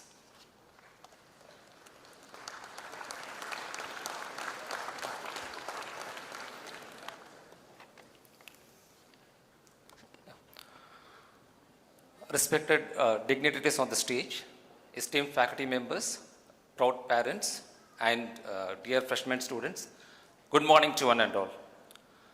As we come to the close of this Freshers Induction Program 2026 of the School of Electronics Engineering, it's my privilege and honor to propose the vote of thanks. First, our sincere gratitude goes to our chief guest, Mr. Manu Prasad, Senior Director and Head of Tech Strategy and CX Team, Samsung R&D India, Bengaluru. With Samsung, we have close to 10 years of collaboration. As speakers have mentioned, we have a Samsung supported laboratory in our department. Once you finish your first year and come to second year onwards, you will be having an opportunity to work on the problems given by Samsung, industry relevant problems. That will be very much helpful to you. And Samsung has been supporting well for the last close to 10 years, and we expect to further strengthen the collaboration with Samsung. At this juncture, I sincerely request Mr. Sri Manu Prasad that we will have Samsung Innovation Campus at VIT Chennai. Thank you, Sri Manu Prasad, for your wonderful address to the students. Guest of honor, Prerna. I was glad that she was mentioning most of the names of the professors, not my name. Reason is I did not take class to their batch, so 2010 batch. Good, yeah. Whenever you join a company, you work for a long time, at one particular time, a question will come, what next? Okay, that may come after 10 years or 20 years or 30 years or whatever it is. This question came to Ms. Prerna and Mr. Karan sitting here, and they decided to start a company, which is a great and bold step. We sincerely wish your address will motivate. I think we know that people say America is land of opportunity. Now, India is becoming land of opportunity. Okay, so in another 10 years or 15 years, people will say India is land of opportunity because of our population. Lot of opportunities are there. Yes, going and serving a company is one opportunity, but starting your own company, challenges are there. I don't deny that, but once you succeed, the fruits will be enormous, right? I sincerely thank Ms. Prerna for the address she has given, and also we wish the number 200, the current company strength will soon become maybe 2,000 or more than that, right? And yeah. We had a brief chat before coming to this stage. They said, no, we want to talk about recruitment from VIT Chennai. Fine, after this ceremony, we will have a talk so that our students, some of the senior students, and probably a few of you also get benefited from that. Our VP, sir, how can I thank our VP, sir? Campus was started in 2010. The numbers were mentioned, with 90 students for Sense, Electronics and Communication Engineering department. Now we have close to 3,400 students, and we have 50 lakh square feet of built space, which is higher than most of the publicly funded or centrally funded institutions. The organizational culture, what we have, that has been built over the period of last 16 years, and our VP sir is central to the organizational culture, what we have, like flat structure or no limit on the budget for library and the laboratory facilities and other campus facilities. Thank you very much, sir, for the continuous support you're extending to faculty and as well as students. Top management, excellent. That will become effective only the next level of academic and administrative leadership. We sincerely thank our Pro Vice Chancellor, sir, respected Director, sir, respected AR, sir, Dean Academics, and Dean Academic Research for their constant guidance and encouragement and support for faculty members as well as students. I would also like to express my sincere appreciation to all the deans, directors, faculty members and staff for your presence and valuable contribution in making today's program a memorable and successful one. Parents, parents, your wards after completing class 12 and joining a college should probably the most nervous or stressful period, I believe, what college to choose and what branch to choose. I'm sure you made the right decision, and you have come all the way to see that your son or daughter joining the campus and settling down nicely. Hereafter, it's our responsibility. We will take care. Definitely, they will be in safe hands, and they will learn a lot. They will do good. We have one request at this point in time. Probably in the next presentations, we will come to explain. We have a VTOP login facility using which you can log in and monitor the progress of your wards from sitting from your home.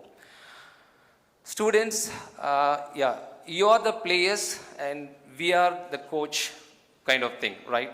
All of us are here to support and see your success.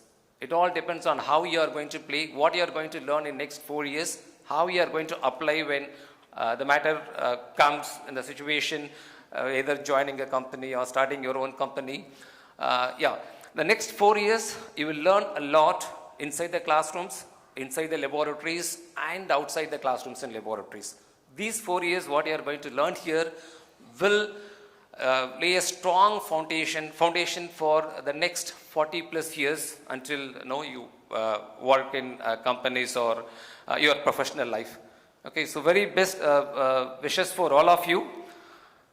Finally, I place on record a sincere appreciation to the organizing committee, faculty coordinators, student volunteers, and the supporting staff for their dedication, meticulous planning, and tireless efforts in ensuring smooth conduct of today's program. Once again, I thank each one of you for your gracious presence and valuable support.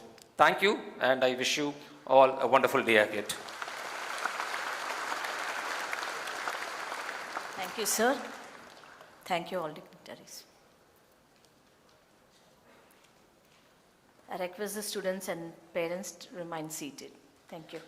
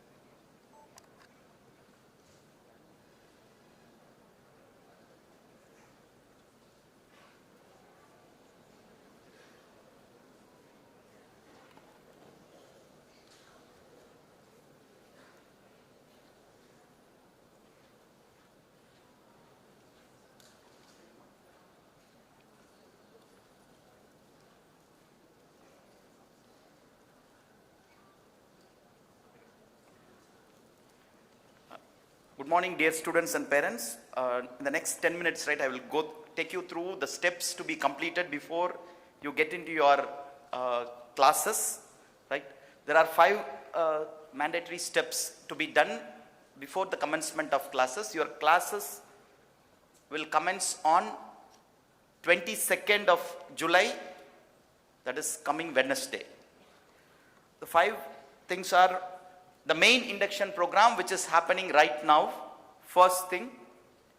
Next is the proctor-procty meeting, then the English proficiency test, the school induction program, and the document collection. So the main induction program will be over by 1 p.m. We are now halfway through it. Next is the proctor-procty meeting, right? So students, you all have logged into your freshers portal at least once, right? So you all know your proctor details, proctor meeting venue. Yes, great. Okay. So it is available. See, for the entire schedule about this 5 things, you can just log into VIT Chennai website, click on the freshers info tab, then you will be, right, you refer to the UG engineering programs phase 2D. It will be at the end because today is the last session. So straight to your program, you click on the schedule, view schedule. So that will clearly show you which day, at which timing you have these steps to be done. Okay. Now for a detailed schedule of the proctor-procty meeting, on top, right, next to this phase 2D, if you click, right, the registration number ranges and the meeting venue, a consolidated list is given here.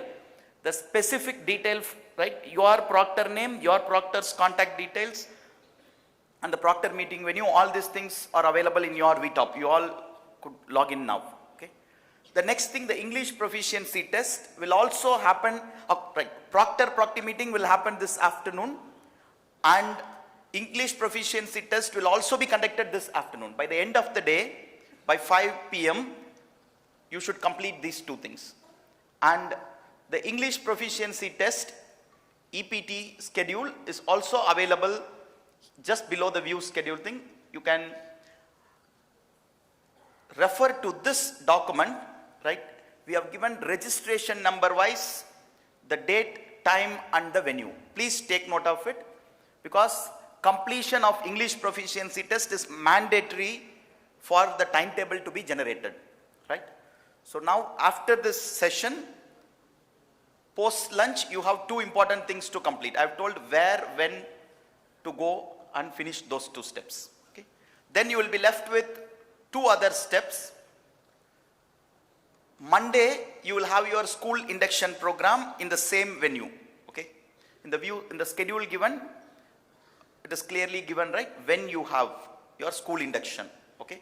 So please report to the school induction on Monday to this same venue, MG Auditorium.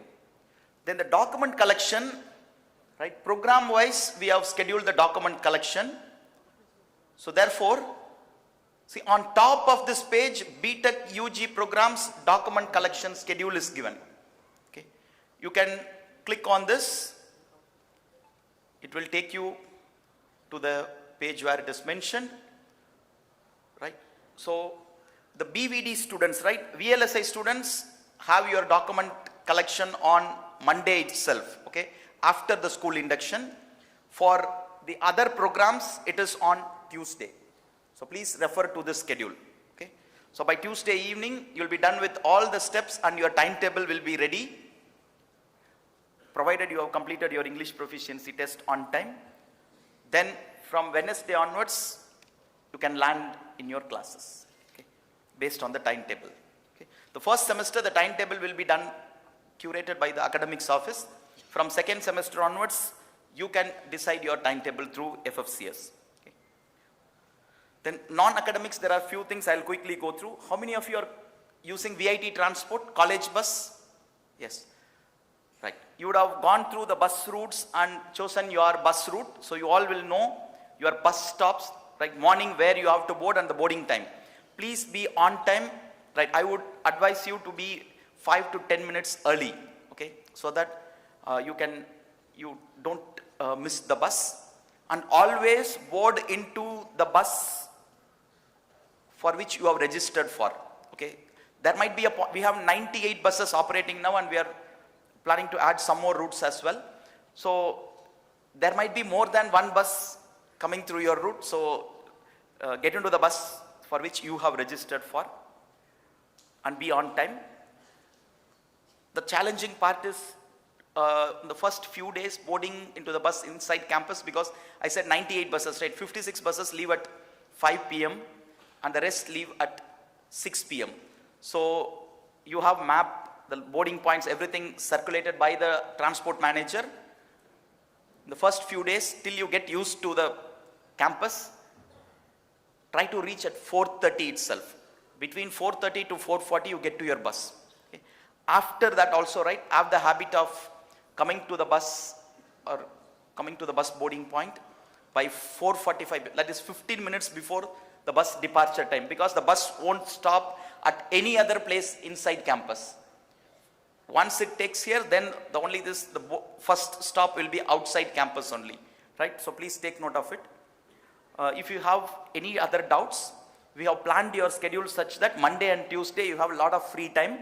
You can visit transport office, right? So, and get your doubts cleared, okay? How many of you are hostelers? Great, good number. See, you would have checked into your hostel yesterday, right? So today there will be a hostel orientation at 5:30 p.m. in MG Auditorium, okay? We request the students to attend that. Of course, we will also be happy if parents also attend. So now, two things where we need parents are the main induction ceremony that is happening now, and the proctor-proctee meeting. We want the parents to attend along with the students. Of course, for EPT and document verification, only student will be permitted, and for the school induction as well. So take note of these things. Hostelers, students and parents, right? You can come to the hostel orientation at 5 p.m. today in this same venue. You may have some challenges in reaching the venues inside campus. This is a big campus and you will get lost at times. So we would suggest you to use the VIT Chennai Wayfinder app. In all the barricades, direction boards, right? We have pasted the QR code of the app.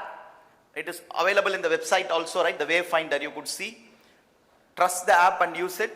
You key in your location, starting location and your location where you wanted to go.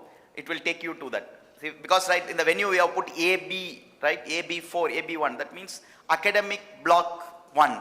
So you type the full thing in the app. Okay, academic block 1. Likewise, MG auditorium is Mahatma Gandhi auditorium. Right? So you can use the Wayfinder app to find your places. The document collections venue, right? It is the same auditorium, Kasturba Hall, which is MG auditorium's basement.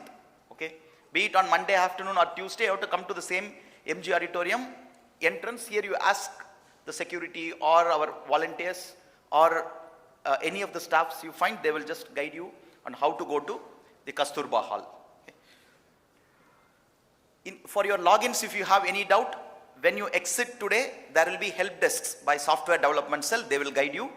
So NRI and foreign students, there will be a NRI foreign help desk kept by the Office of International Relations right in front. Right. So after this session, you can come and get your doubts clarified. Social media pages. Sir.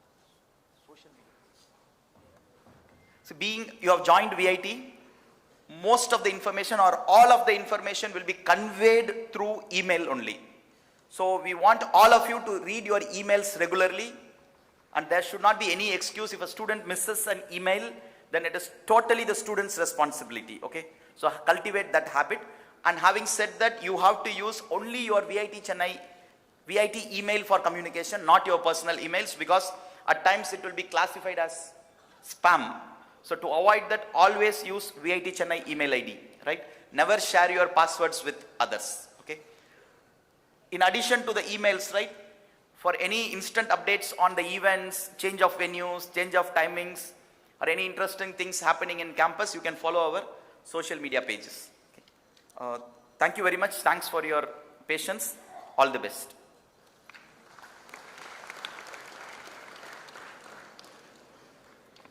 Thank you, sir. Now I would like to invite Dr. Nityadarshini PS, Dean Academics, to introduce to you about the journey of academics for the forthcoming years.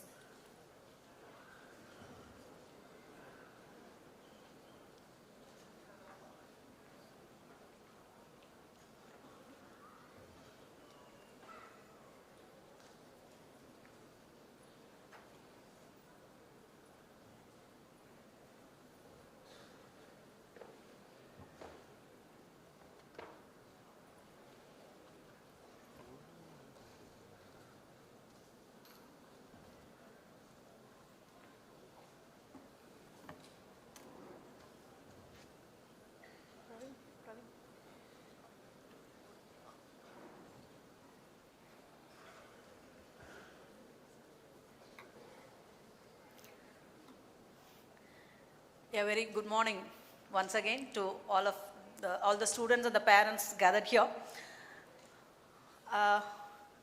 In the next 4 years, what you are expected to do with respect to the academics is what I am going to deal with. We will focus only on the academic regulations aspect. In the school induction program, you will have more details onto the detailed curriculum. Right? And these details are also available in the VTOP student login as well as in the VTOP parent login under the academic regulations. Any academic year has 2 semesters. One is the fall semester, which spans from July to November, and the winter semester, which spans from December to April. And a semester starts with course registration. We also release academic calendars for a semester where the academic calendar has details about what are the academic schedules like continuous assessment 1, 2, final assessment, other holidays. All these will be available in the academic calendar. So it starts with course registration. We have continuous assessment 1 and 2 and then the final assessment FAT. Results are released. You move on to the subsequent semester and which goes up to the 8 semesters. One thing that VIT has different from other universities or institutes is the FFCS, right, which is our trademark too. Fully flexible credit system where you have the flexibility to choose your own faculty, the timing in which you want to attend, the courses which you want to do, and the number of credits which you want to do in a semester. So how does that help you? Say, even though we all say go to bed on time, wake up early, right? We know what in reality is. There are night hawkers. You cannot get up to attend the classes which start at 8 a.m. Yes, right? You can choose your courses in such a way that you will not have classes at 8 a.m. Rather, you may have it later, say 10:30 or in the afternoon.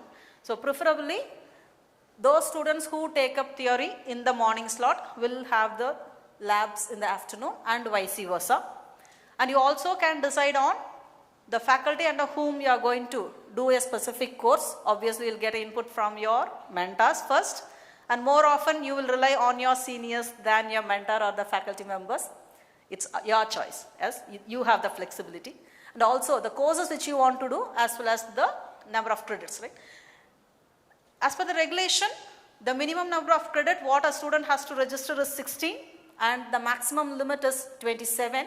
But on an average, your HOD will recommend 22 to 24 credits. That will give you a very convenient span of completing the 160 credits in 8 semesters. So on an average from 22 to 24, whereas it's your choice whether to do a minimum of 16 or register up to a maximum of 27.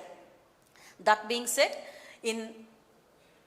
you will not find the same set of students in all the other classes because you choose the faculty, the course and the timing. So which will give you more leverage on making friends in each of the courses where you will be expected to work in teams so that you have, at the end of the first semester itself, you'll have multiple friends, right? Many friends in different courses and you will get to know them more often if they are from your own domain, say from the School of Sense, right? And over the period of time, you will also feel that, right, in all the classes I want to sit with my friends. You will also take in such a way that you, among your friends, will decide on the faculty whom you are going to take, the timing and the courses. So you sit along with your friends also. That depends upon what your expectations are. When we said that, yes, you can choose your courses, there is one restriction on any course syllabus will have a prerequisite or it may come without a prerequisite.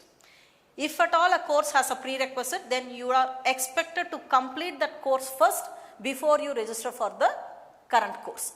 So that being the case, any course that has a prerequisite has to be completed before you go on for the next set of the courses. So predominantly for students from School of Electronics Engineering, you will have courses with prerequisites, which means that kindly stick to the recommendation of your HOD, because if you deviate from registering for the core courses recommended, then you will find that in the subsequent semesters, if the course is not offered, you will be stuck at a point where the next level of course is available for registration, whereas the level 1 course, the prerequisite of the level 2 is not available.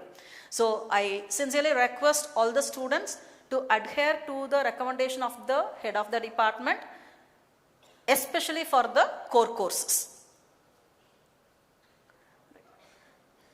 Your batch has ACE curriculum, ACE, which stands for Adaptive Curriculum for Excellence, where you have a broader category of the core courses and the elective courses comprising the ACE curriculum with a total credit of 160. Right? The total credit required is 160.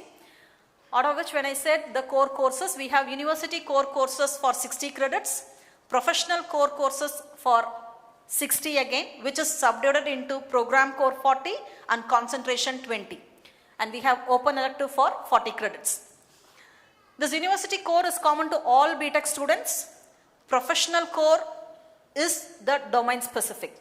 In that program core 40, we have in sense we have ECE, ECM as well as VLSI. Right? The program core 40 remains the same for all. Whereas the concentration 20 will differ from ECE, ECM as well as the VLSI students. Whereas open elective 40, this is where the adaptiveness or the flexibility which the student enjoys, where say you are interested in going in depth into the chosen domain. If that is the case, you can make use of the 40 credits under open elective to go in depth into your domain, where under the professional core you had the concentration 20. Other electives which are applicable for your chosen domain are grouped under your elective baskets, right? This is literally nothing but a basket. So all such courses are pooled into a single basket, which we call it as additional concentration. So likewise, we have multiple additional concentrations offered by the School of Electronics Engineering, where if you want to gain in-depth knowledge into the chosen domain, for the open elective, you can choose two such concentrations, namely your additional concentration 1 and additional concentration 2, 20 each. Or say you want to gather more information in your domain and you also want to have an exposure in a different domain, say computer science or say robotics, right? Then you have the choice to choose one under additional concentration 20 credits and the other under ancillary.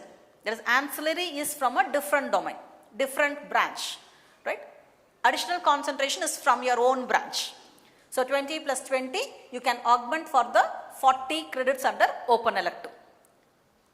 Or I don't want to gain expertise in my domain or in a different domain.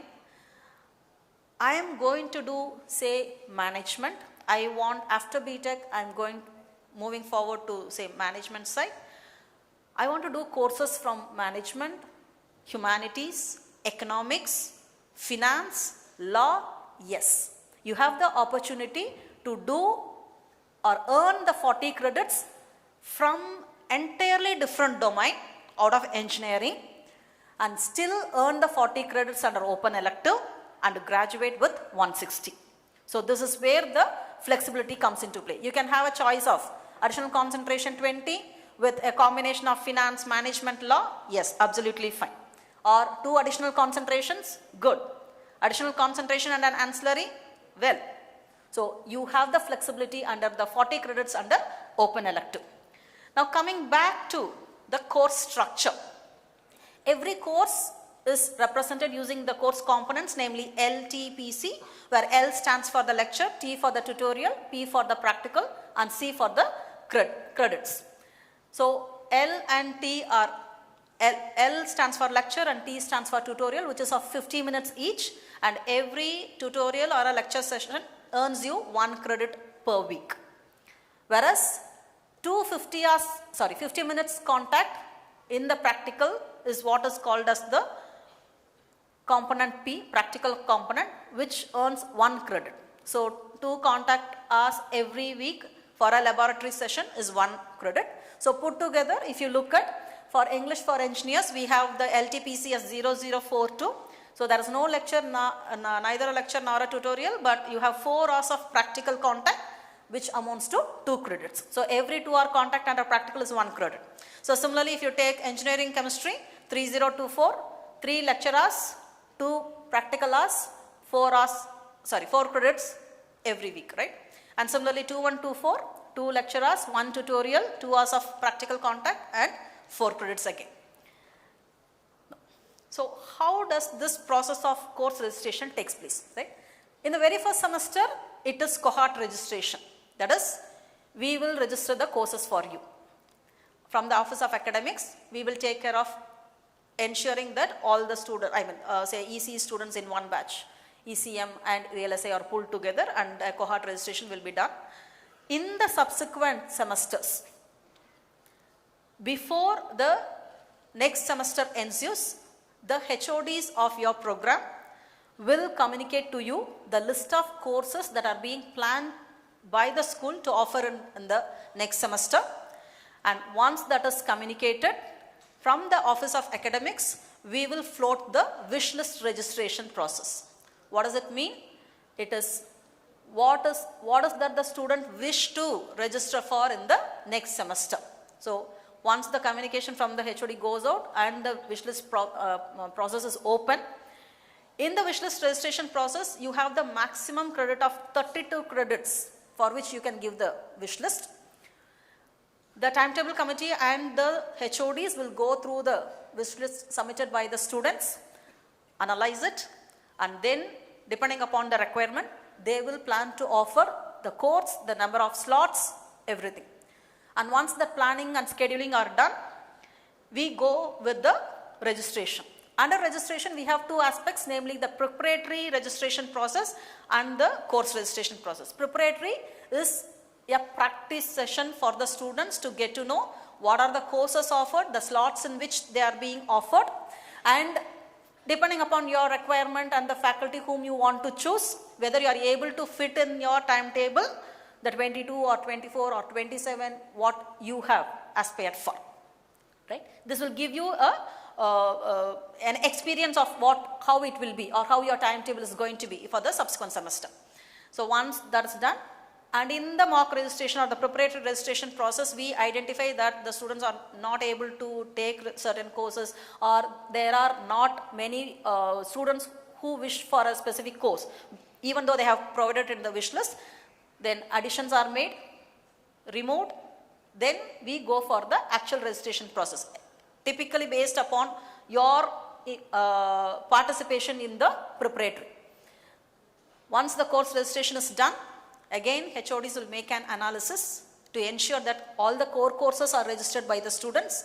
If you are missing it out, through your proctors you will be informed that these are essential and that you need to take, because that will ensure that you complete your degree on time. That's the reason why the HODs recommend. But still, it's your choice to leave a course also. But I will not recommend to miss the core courses.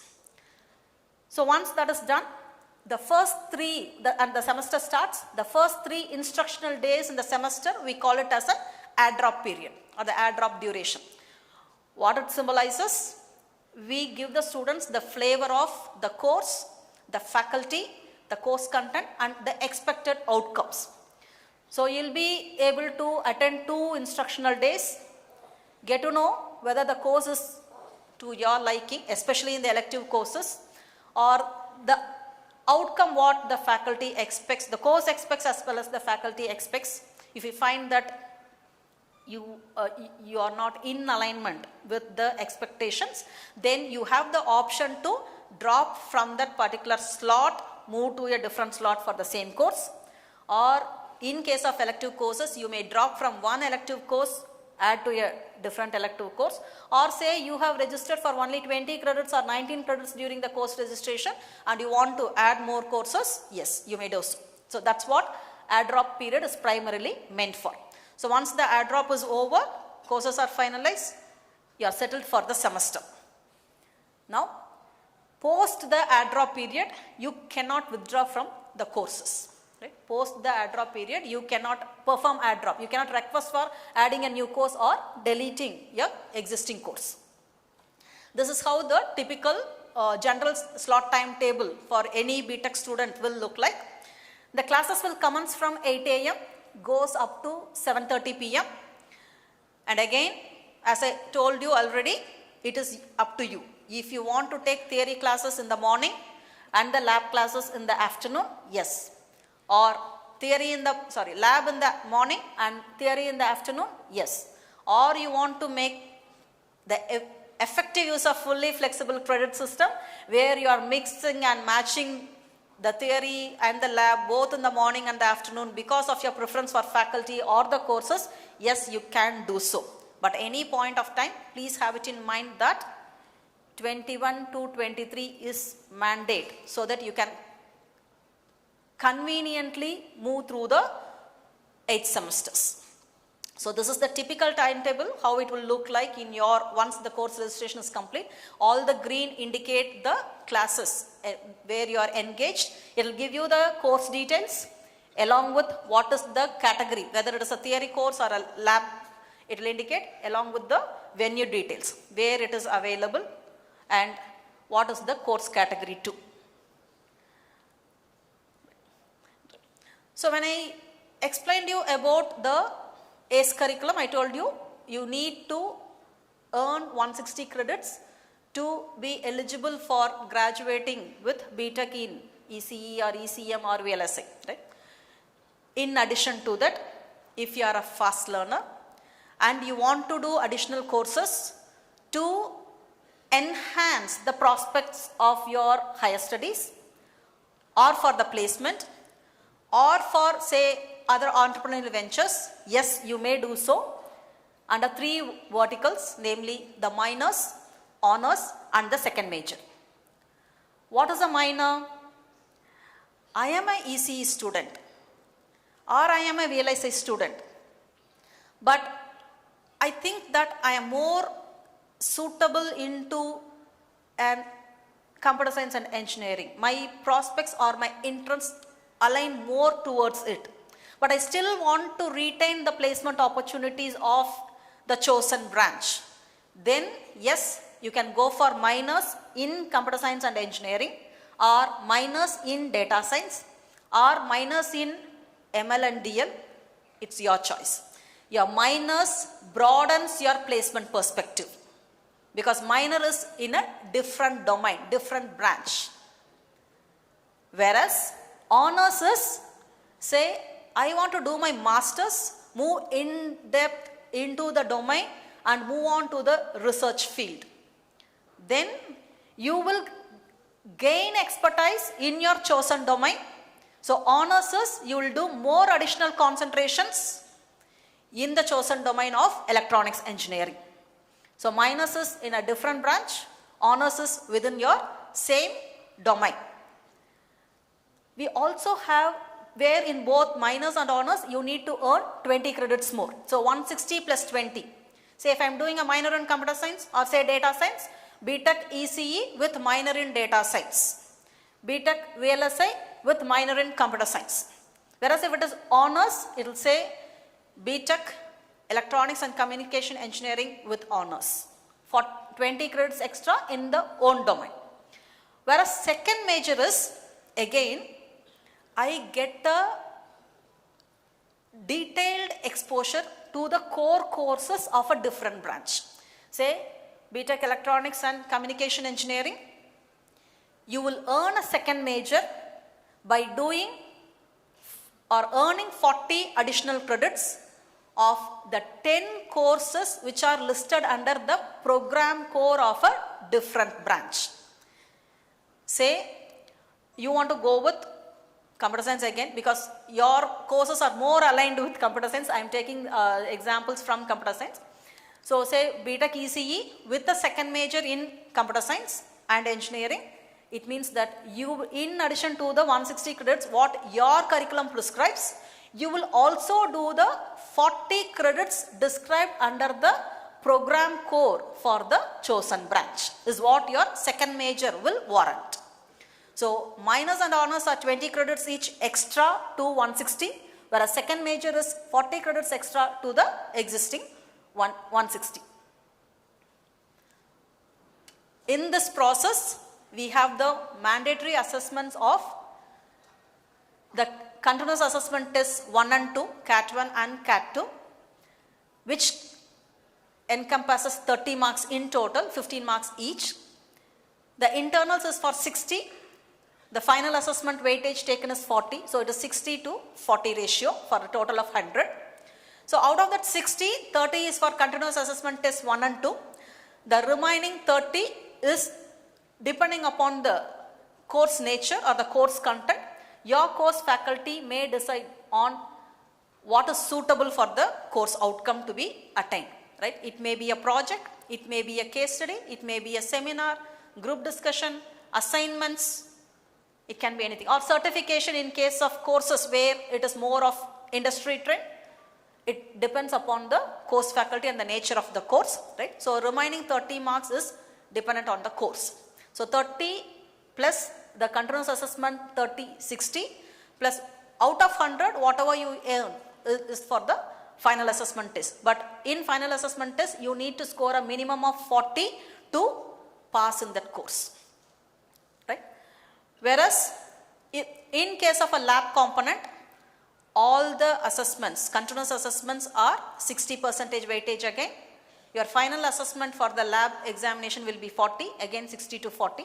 Whereas for courses with project, you have 100 marks, out of which review 1 will take 20 weightage, review 2 30 and review 3, that is your final review will be your 50 marks for a total of 100 in case of project based courses.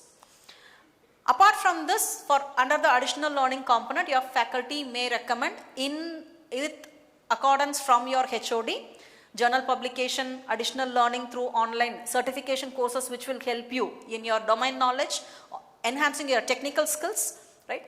As well as all the thorn events that will take place in the campus. This will warrant for the additional learning. And this is what the different assessments which I told you.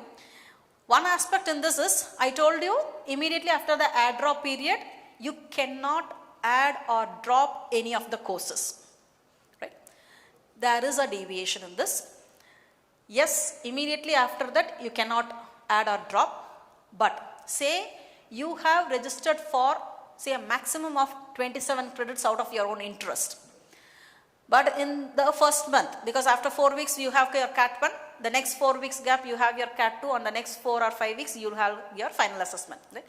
In the 1 month you feel that, okay, you have taken a lot of pressure, right? You don't find time to balance between the 6 or 7 subjects you have registered for, your physical well-being, mental well-being, right? You find that you are struggling, right? Then you have the option to withdraw from a course after CAT 1, right? You can withdraw from the course after CAT 1 if you feel that you have been overloaded. But in the process, never ever you cannot go below 16 credits at any point of the time. Again, if it is a backlog course which you have re-registered, you cannot withdraw. So only regular courses can be withdrawn, and the minimum limit which will be maintained is 16 credits again. Fine. No one ever wants to fail, right? Even though we say failures gives you resilience, what to expect and not to lag behind. But this is one place where I don't want any of you to fall in, right? But knowingly or unknowingly, students tend to get into this. I especially recommend don't lag in the first semester, because that's your stepping stone which will give you confidence to take on the next 7 semesters. In case if you have failed in a course, there are 2 options. One is we have a makeup examination, which is immediately after the results are published. During the next semester, commencement of the next semester, you will have your makeup examination scheduled. You can appear for the exam and clear the course, in which case your failure will not be part of the grade history. And this is applicable only for students who have appeared for the final assessment test and have failed to clear the course. Whereas if you have been debarred, or if you have been absent, or if you have been caught in any malpractice, this makeup examination is not at all applicable. For those students who have taken, say you do not have enough internals, you feel that no, I want to do, I did not learn anything in this subject because of which I have failed, and you want to re-register, yes, any backlog courses, if not cleared in the makeup examination, I missed a point, sorry. In the makeup examination, the maximum possible grade is E. I don't want the students to even think about makeup examination, come what may, right? The reason is, most of your credits are 4 credits, and the moment you have backlog in 2 subjects, it automatically pulls down to your CGPA, right? So, makeups are applicable only when you have failed in 1 or 2. It's not a habit, unknown reason which is not even in your hands, is what I'll say. Whereas, say if you have backlogs, you will re-register the course, sit again in the entire semester, appear for all the continuous assessment tests, take up the assessments, whatever the faculty deems it to be, take up the FAT, again get into the process. So, re-register is doing the course once again, sitting through, it is not arrear. We do not have arrear concept unless and until you complete your 4 years. Your arrear option is available only after 4 years. Either you clear it in the first attempt and be comfortable, or okay, unseen, 1 or 2, opt for makeup. But if you have backlogs accumulated, re-registration is the only choice. And the option that the re-registration courses will be available may clash. So that's the reason why I say don't even think about failing in a course. So as I already discussed, for the fast learners, we have all the options, your minors, honors, second major. In addition to that, we also have the semester abroad program, where all those students who have taken say 25 to 27 credits every semester, you will find that at the end of the 3rd year, you have covered almost, you are only left with your project or 1 or 2 courses.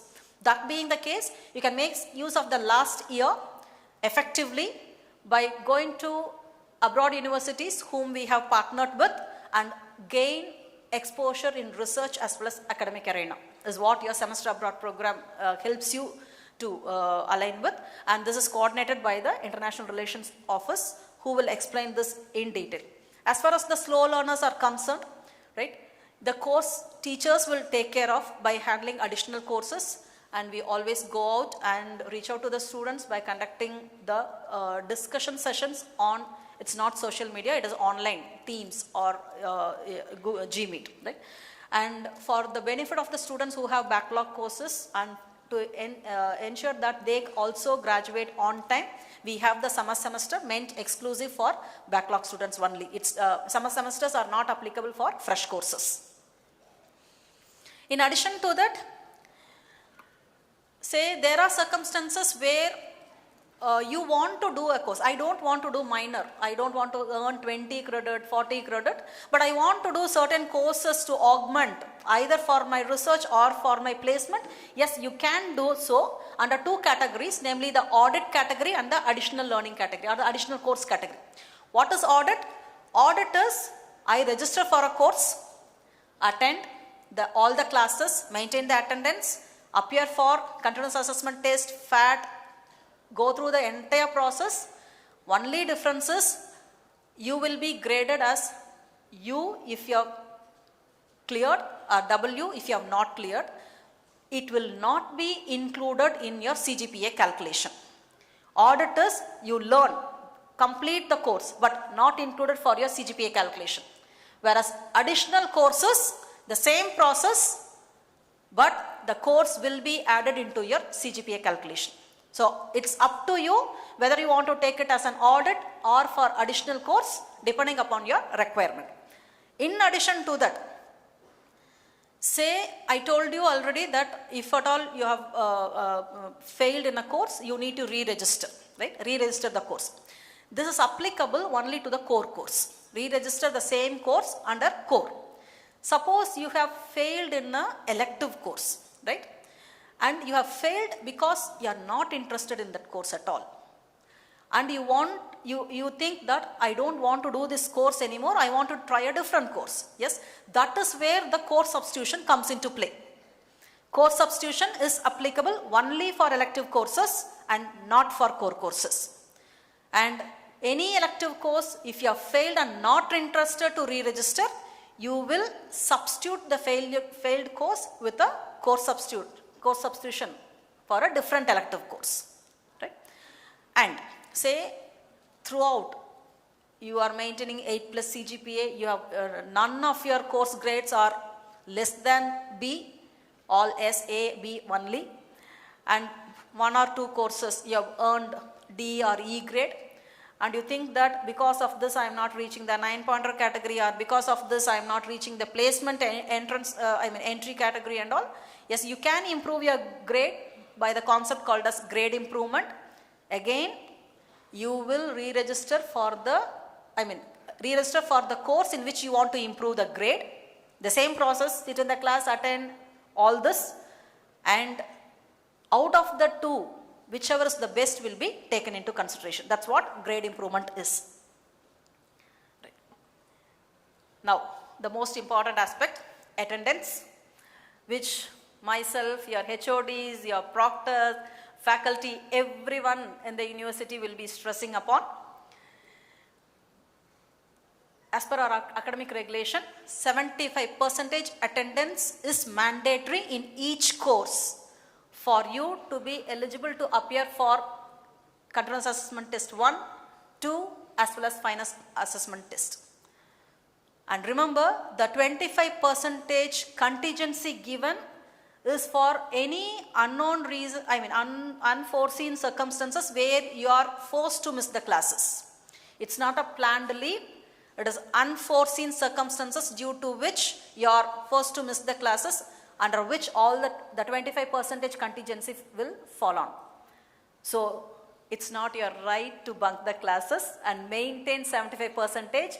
Then for situations which is not in your control, you might not have enough instructional days, you may not be in a position to make up your attendance as planned, then you will end up having attendance less than 75, which means that you are debarred from appearing for your CAT. Debarred in one CAT, 15 marks in that component gone.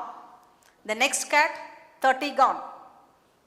Which means that you will not be even able to make up the attendance for the final assessment test, which means that particular course you are debarred. N2 grade indicates debarment. So you have to redo the course again. For the sake of attendance, never ever get into debarment. So always ensure that you have 90+ attendance. The reason is, even though you have every information in your devices, the content that is delivered by a faculty with the experience what they have earned over the time, the number of students what they have faced over the time, and what is to be stressed upon is learned only from the classrooms, right? Yes, there are enough YouTube contents available, there are enough materials available online, but you don't have a guide over there. What material to look at, the sequence in which you have to look at, right? So that's the reason why in-class lectures always help you to have clarity in the thought process, so that you know what to look for, where to look for, and how to look for, right? So ensure that you attend the classes regularly. And mark my words, If you attend the classes regularly and listen to the classes regularly, 50% of your learning is completed. The remaining 50 is what you are going to read, either on a daily basis or a weekly basis, depending upon your caliber. And yes, of course, if you maintain a CGPA of 9 and above, you are privileged, you are a 9-pointer, you can miss classes. But remember, as I told you, missing classes, you are missing the nuances of the course that comes with the experience of the faculty, right? And also you are missing you are actually wasting your time reading on your own, learning on your own. So I wish all of you to be a 9-pointer and attend the classes regularly, listen from the experts. Right. Say, okay, there are circumstances where you will be unable to appear for the examination, again, unforeseen situations. There are 2 exemptions where we conduct recat or refat. One is long-term hospitalization. It's not just hospitalization. 1-day hospitalization, 2-day hospitalization will not warrant a recat or a refat. Long-term hospitalization as deemed fit by our health officials, and if there is death in the immediate family, yes, in both the conditions, you'll have a recat or the refat permitted. And even though we say that any student, once you complete the first year, move on to the second year and simultaneously up to the 4th year, right? We have a policy of probation, which is if at any point of time in your academic career, you have a CGPA less than 4, which means you have many backlogs actually, then you will be forced to register only for a maximum of 16 credits, which is actually the minimum, right? So, which means you will not be able to register for more than 4 credit courses, as simple. So, always ensure that you maintain a decent CGPA of 7.5 and above, so that the doors for your placement, your higher education opportunities, or even as an entrepreneur, it's wide open, right? The CGPA reflects on the entry point. Are you fit to enter into whatever your choices are, right? So never get into the probation. And the last and the very important one, academic malpractice. This gen kids are born with electronic gadgets. You roam around with electronic gadgets, right? But remember, this is where, even though it is unintentional, right? Where it can make a dent in your academic path. Remember that the AirPods which you carry 24/7, your phones which are glued to your packets may cause you a semester break. Which means for all the examinations, Office of Academics and Office of Controller of Examinations will send mail specifying that no electronic gadgets, including smartphones. If it is not adhered, mere possession of these electronic devices will warrant a 0 in all the courses which the student has appeared for. Suppose if you have been caught in Continuous Assessment Test 1, all the courses in CAT 1 will be marked 0. Similarly for CAT 2. Suppose if you have been caught in the FAT examination, final examination, all zeros. Mere possession, no explanations. Understand the importance of adhering to the rules as well as reading mails from all the administrative sections.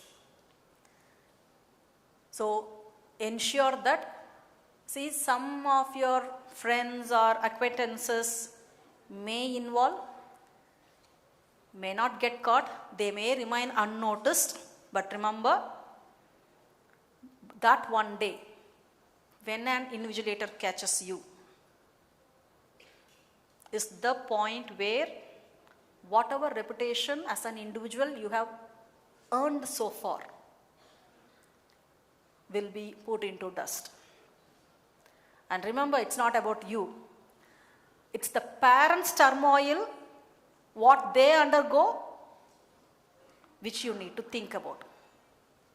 So, never ever think about indulging in the malpractice, first and foremost. Second is, before you enter any examination hall, please make sure that you do not possess any of the gadgets mentioned in the regulations or the rule book. Please adhere. And with this, all these are about academic regulations, what we have in black and white. Apart from that, right? This is one period which you are not going to get back in your life. The 4 years, the fun what you are going to have, the friends you are going to make here are going to remain with you forever. Take the best out of everyone. Be there for your friends, for your peers, right? Always be there for a needy person. Remember, your marks, your CGPA, your titles are not going to be remembered. But what you as an individual have done for the fellow mate, the fellow being, your friends, acquaintances, is going to be cherished by the individual for a very long time. Right? So with this note, I wish you all a great academic journey ahead, and with lots and lots of golden memories, which we wish that all of you will carry in the next 4 years and for your lifetime. Thank you, everyone.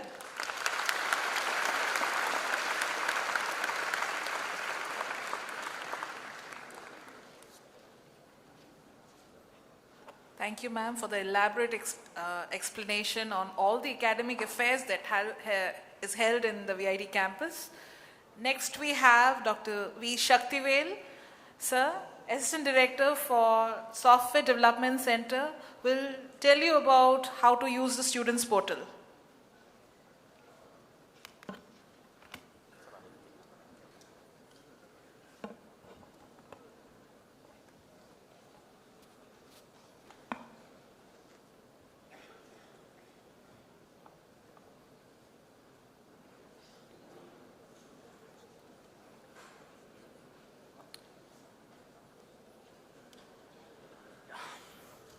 Good morning all. So welcome to IIT Chennai. So maybe in the last session you have known about the academics. Okay. So this particular session, how we are going to implement this inside the software. So what are all the digital initiatives we have taken in IIT Chennai. Okay. So through this session I am going to explain how you can use the primary softwares, okay, and the web applications, whatever we already build. Okay. So I am going to explain. Already you have used Freshers portal, okay. Along with this, what are all the other portals we have and how you are going to use this particular one, okay. So as we have CTS, that is Center for Technical System, so all the hardware related things, the CTS team is handling. So it's located in AB1 106, and SDC, Software Development Cell, which is located in admin block, second floor, okay. So this both CTS and SDC we put together, we created all these applications. So as we have 3 directors along with me, Dr. Harini and also Dr. Shamla, so we 3 are heading this software development cell. So these are all the 2 verticals, okay. So we combined together, we created these applications. So we have a in-house softwares, okay. So which is developed only inside the VIT Chennai. So how we are deploying this, we have a separate data centers. So all the servers we purchase and we created a virtual machines. Inside this we created a virtual desktop infrastructures. Through this we developed this. Okay. So these are all the data centers. Then these are all the servers we used for deploying this. And CTS, Center for Technical Support, so they are taking care of all the desktop laptops used inside the VIT Chennai campus for all the labs. Along with this, all the hardware devices and networking, LAN cable, Wi-Fi, everything they are taking care of. And inside this, whatever the servers we are configuring, all this, the CTS only they are taking care of. Then all these CCTV cameras inside the campus, along with the biometric devices for capturing the biometrics of faculty and staff. Soon we are going to implement for students also.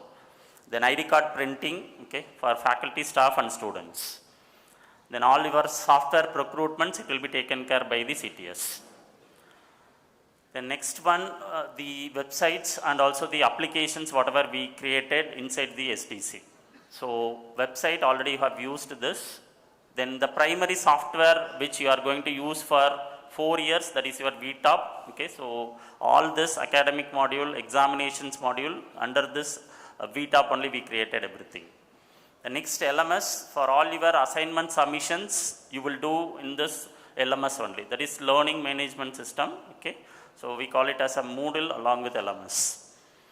Then all your events, okay, if you are going to conduct an event through clubs or the faculty is conducting some events, okay, everything, which portal they will use, only the event hub. Through this, all the events can be created and the registrations, it will be done through this particular portal.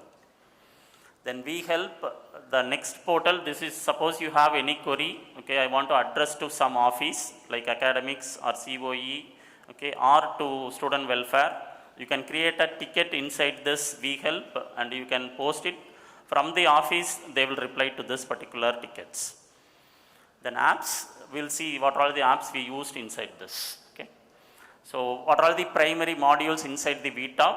So you have an admissions module, academics module like your internal marks, all the circulars, along with the examination schedule, academic calendar, timetable, attendance, everything you can see from this particular portal. Then finance, suppose you paid a fees, where I can see this, inside the VTOP itself you have this. Then hostel, if you are a hostler, so I want to check my roommates, okay. So what is their, who are all the roommates staying, how many floors, which room I need to pick during the registration, everything you can see from this particular one. Then proctor, so already you have received the proctor details, who is your proctor, their personal informations about the mail ID and where is their cabin, everything it will be displayed in the VTOP itself. Then extracurricular activities along with examinations, okay, and IR office, the international relationship office, their details, who is the director for this and whom I can contact, suppose I need to go for some conference or how I can process the visa, everything it will be done inside the VTOP itself. Then there is a faculty development center, so faculty is conducting some events, how they can approach this. Apart from this, we have other modules, okay, like biometric capturing, how we can maintain this, along with estates, ID card, then all research grant applications, okay. Apart from this, we have a transport module, then Universal Higher Education Trust, this for donations, and the alumni portal. Inside this VTOP itself, we have this particular modules. Then what SDC is taking care of, okay, in the academics. So we have the course registrations. So first semester you don't have a course registration. We will do on academics itself, they will do. From second semester onwards, you have a course registration. Based on your attendance, based on your CGPA, you will get the slots, you will do the registrations. Okay, and all the result processing, admissions, payments, okay, your course fee payment, re-registration payment, everything comes under the VTOP. Hostel booking and all your degree certificate printing, your mark card printing, okay, along with your provisional certificates, everything we are only doing this. And all your payroll processing about the staffs and the faculty, it will be done under the HRMS portal. So this freshers portal, I think already you have used this. I'm skipping this particular slides since most of you have created this. You have used this and also you have filled the affidavit anti-ragging form and created a VTOP portal, okay. So you have created this password, then you have received this particular one. Hope everyone have done this particular one. If not, go to the freshers portal, create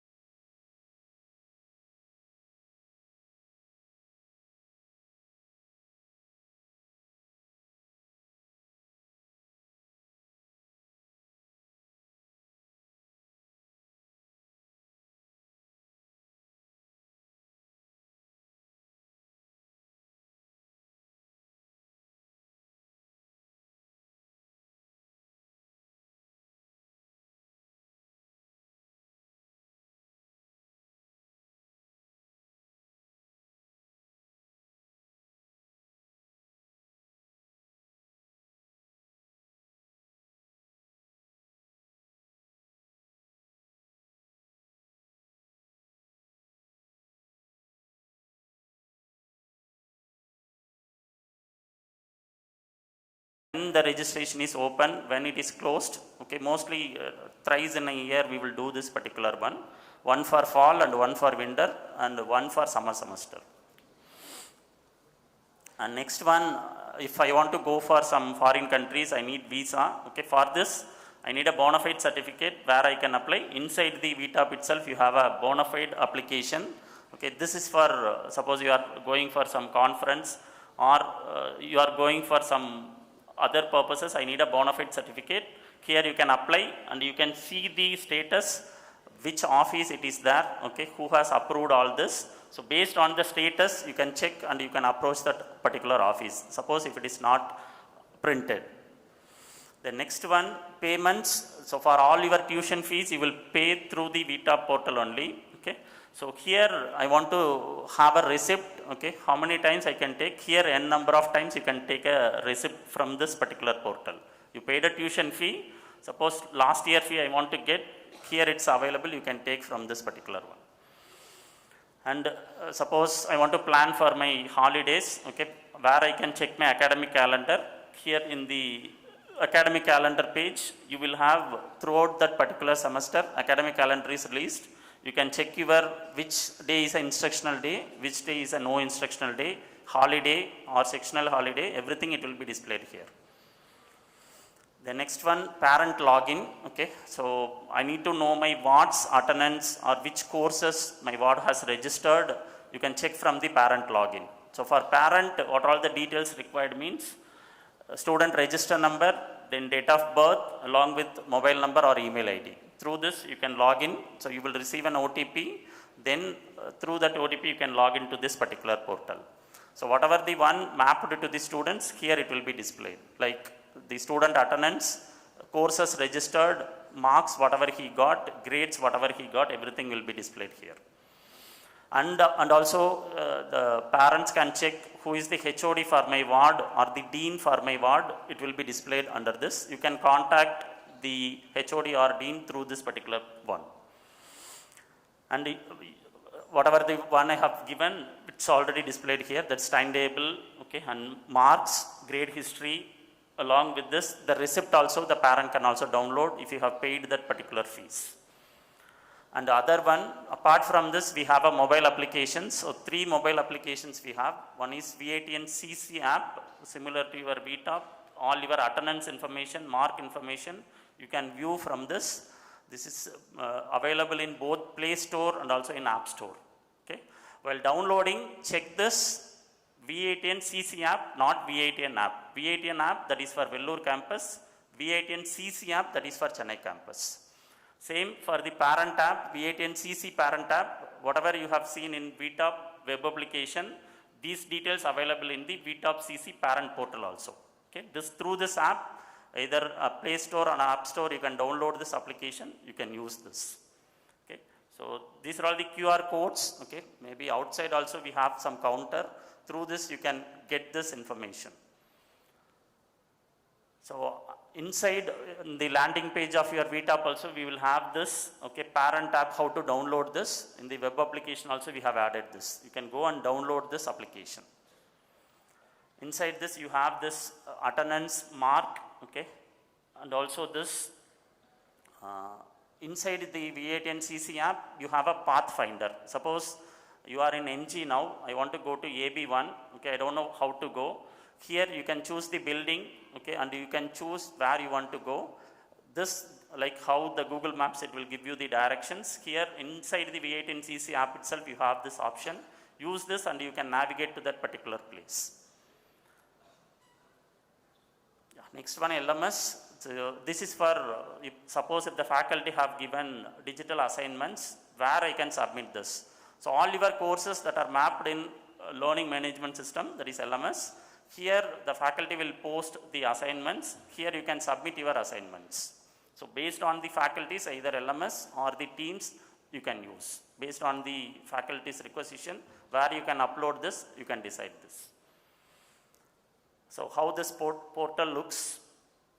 Then websites, already you have seen this. So you have seen the Freshers Induction program schedule. Okay, and most of the event informations, it will be displayed in the website. The next important one, we help, okay. So as I already said, this is for ticketing system. Suppose you have a query, you no need to visit physically to the particular office. You can post this queries here inside the WeHelp itself, okay. So the URL for this, wehelp.vat.ac.in. So inside this, you can use your single sign-on, that is VTOP password, log into this, then you will have a create an instant, okay. Under this, you will have all the offices, okay, whichever the office we already have. So this it will be listed. Based on your query, you can select this office. This query directly it goes to that office. The secretary or the HOD or the dean, they will reply to this particular one. You will get the reply from this portal itself. The next, how we developed this particular applications, the front end and back end and servers. So these are all the technologies we used, okay, mostly for MySQL, PL, PostgreSQL, and also the MongoDB for database. Mostly for front end, we use React for web applications. Then other than that, we have Spring Boot and also the Java. Then few don'ts, okay. The most important one, so keep fronts closed, not passwords closer with you, okay, because if you are sharing your VTOP password, so all the other portal password also it's compromised, okay. They can log in and they can use that particular password. So don't share your password with anyone, even for your close friends. The next most important one, the official websites, whatever we used inside the VAT Chennai, or the official mobile applications, which is already displayed in the VTOP landing page. Okay, here you can find out that there is official resources. Through this, you can find out this application. These are all the only applications we used inside the VAT Chennai. Don't go for any other websites or any other mobile application, because under the VAT name, many other applications also it's there. Don't use that particular application. Okay, only these applications we hosted here. You can find out inside the VTOP there are official websites and applications. Use only these applications. Yeah, thank you all. All the best.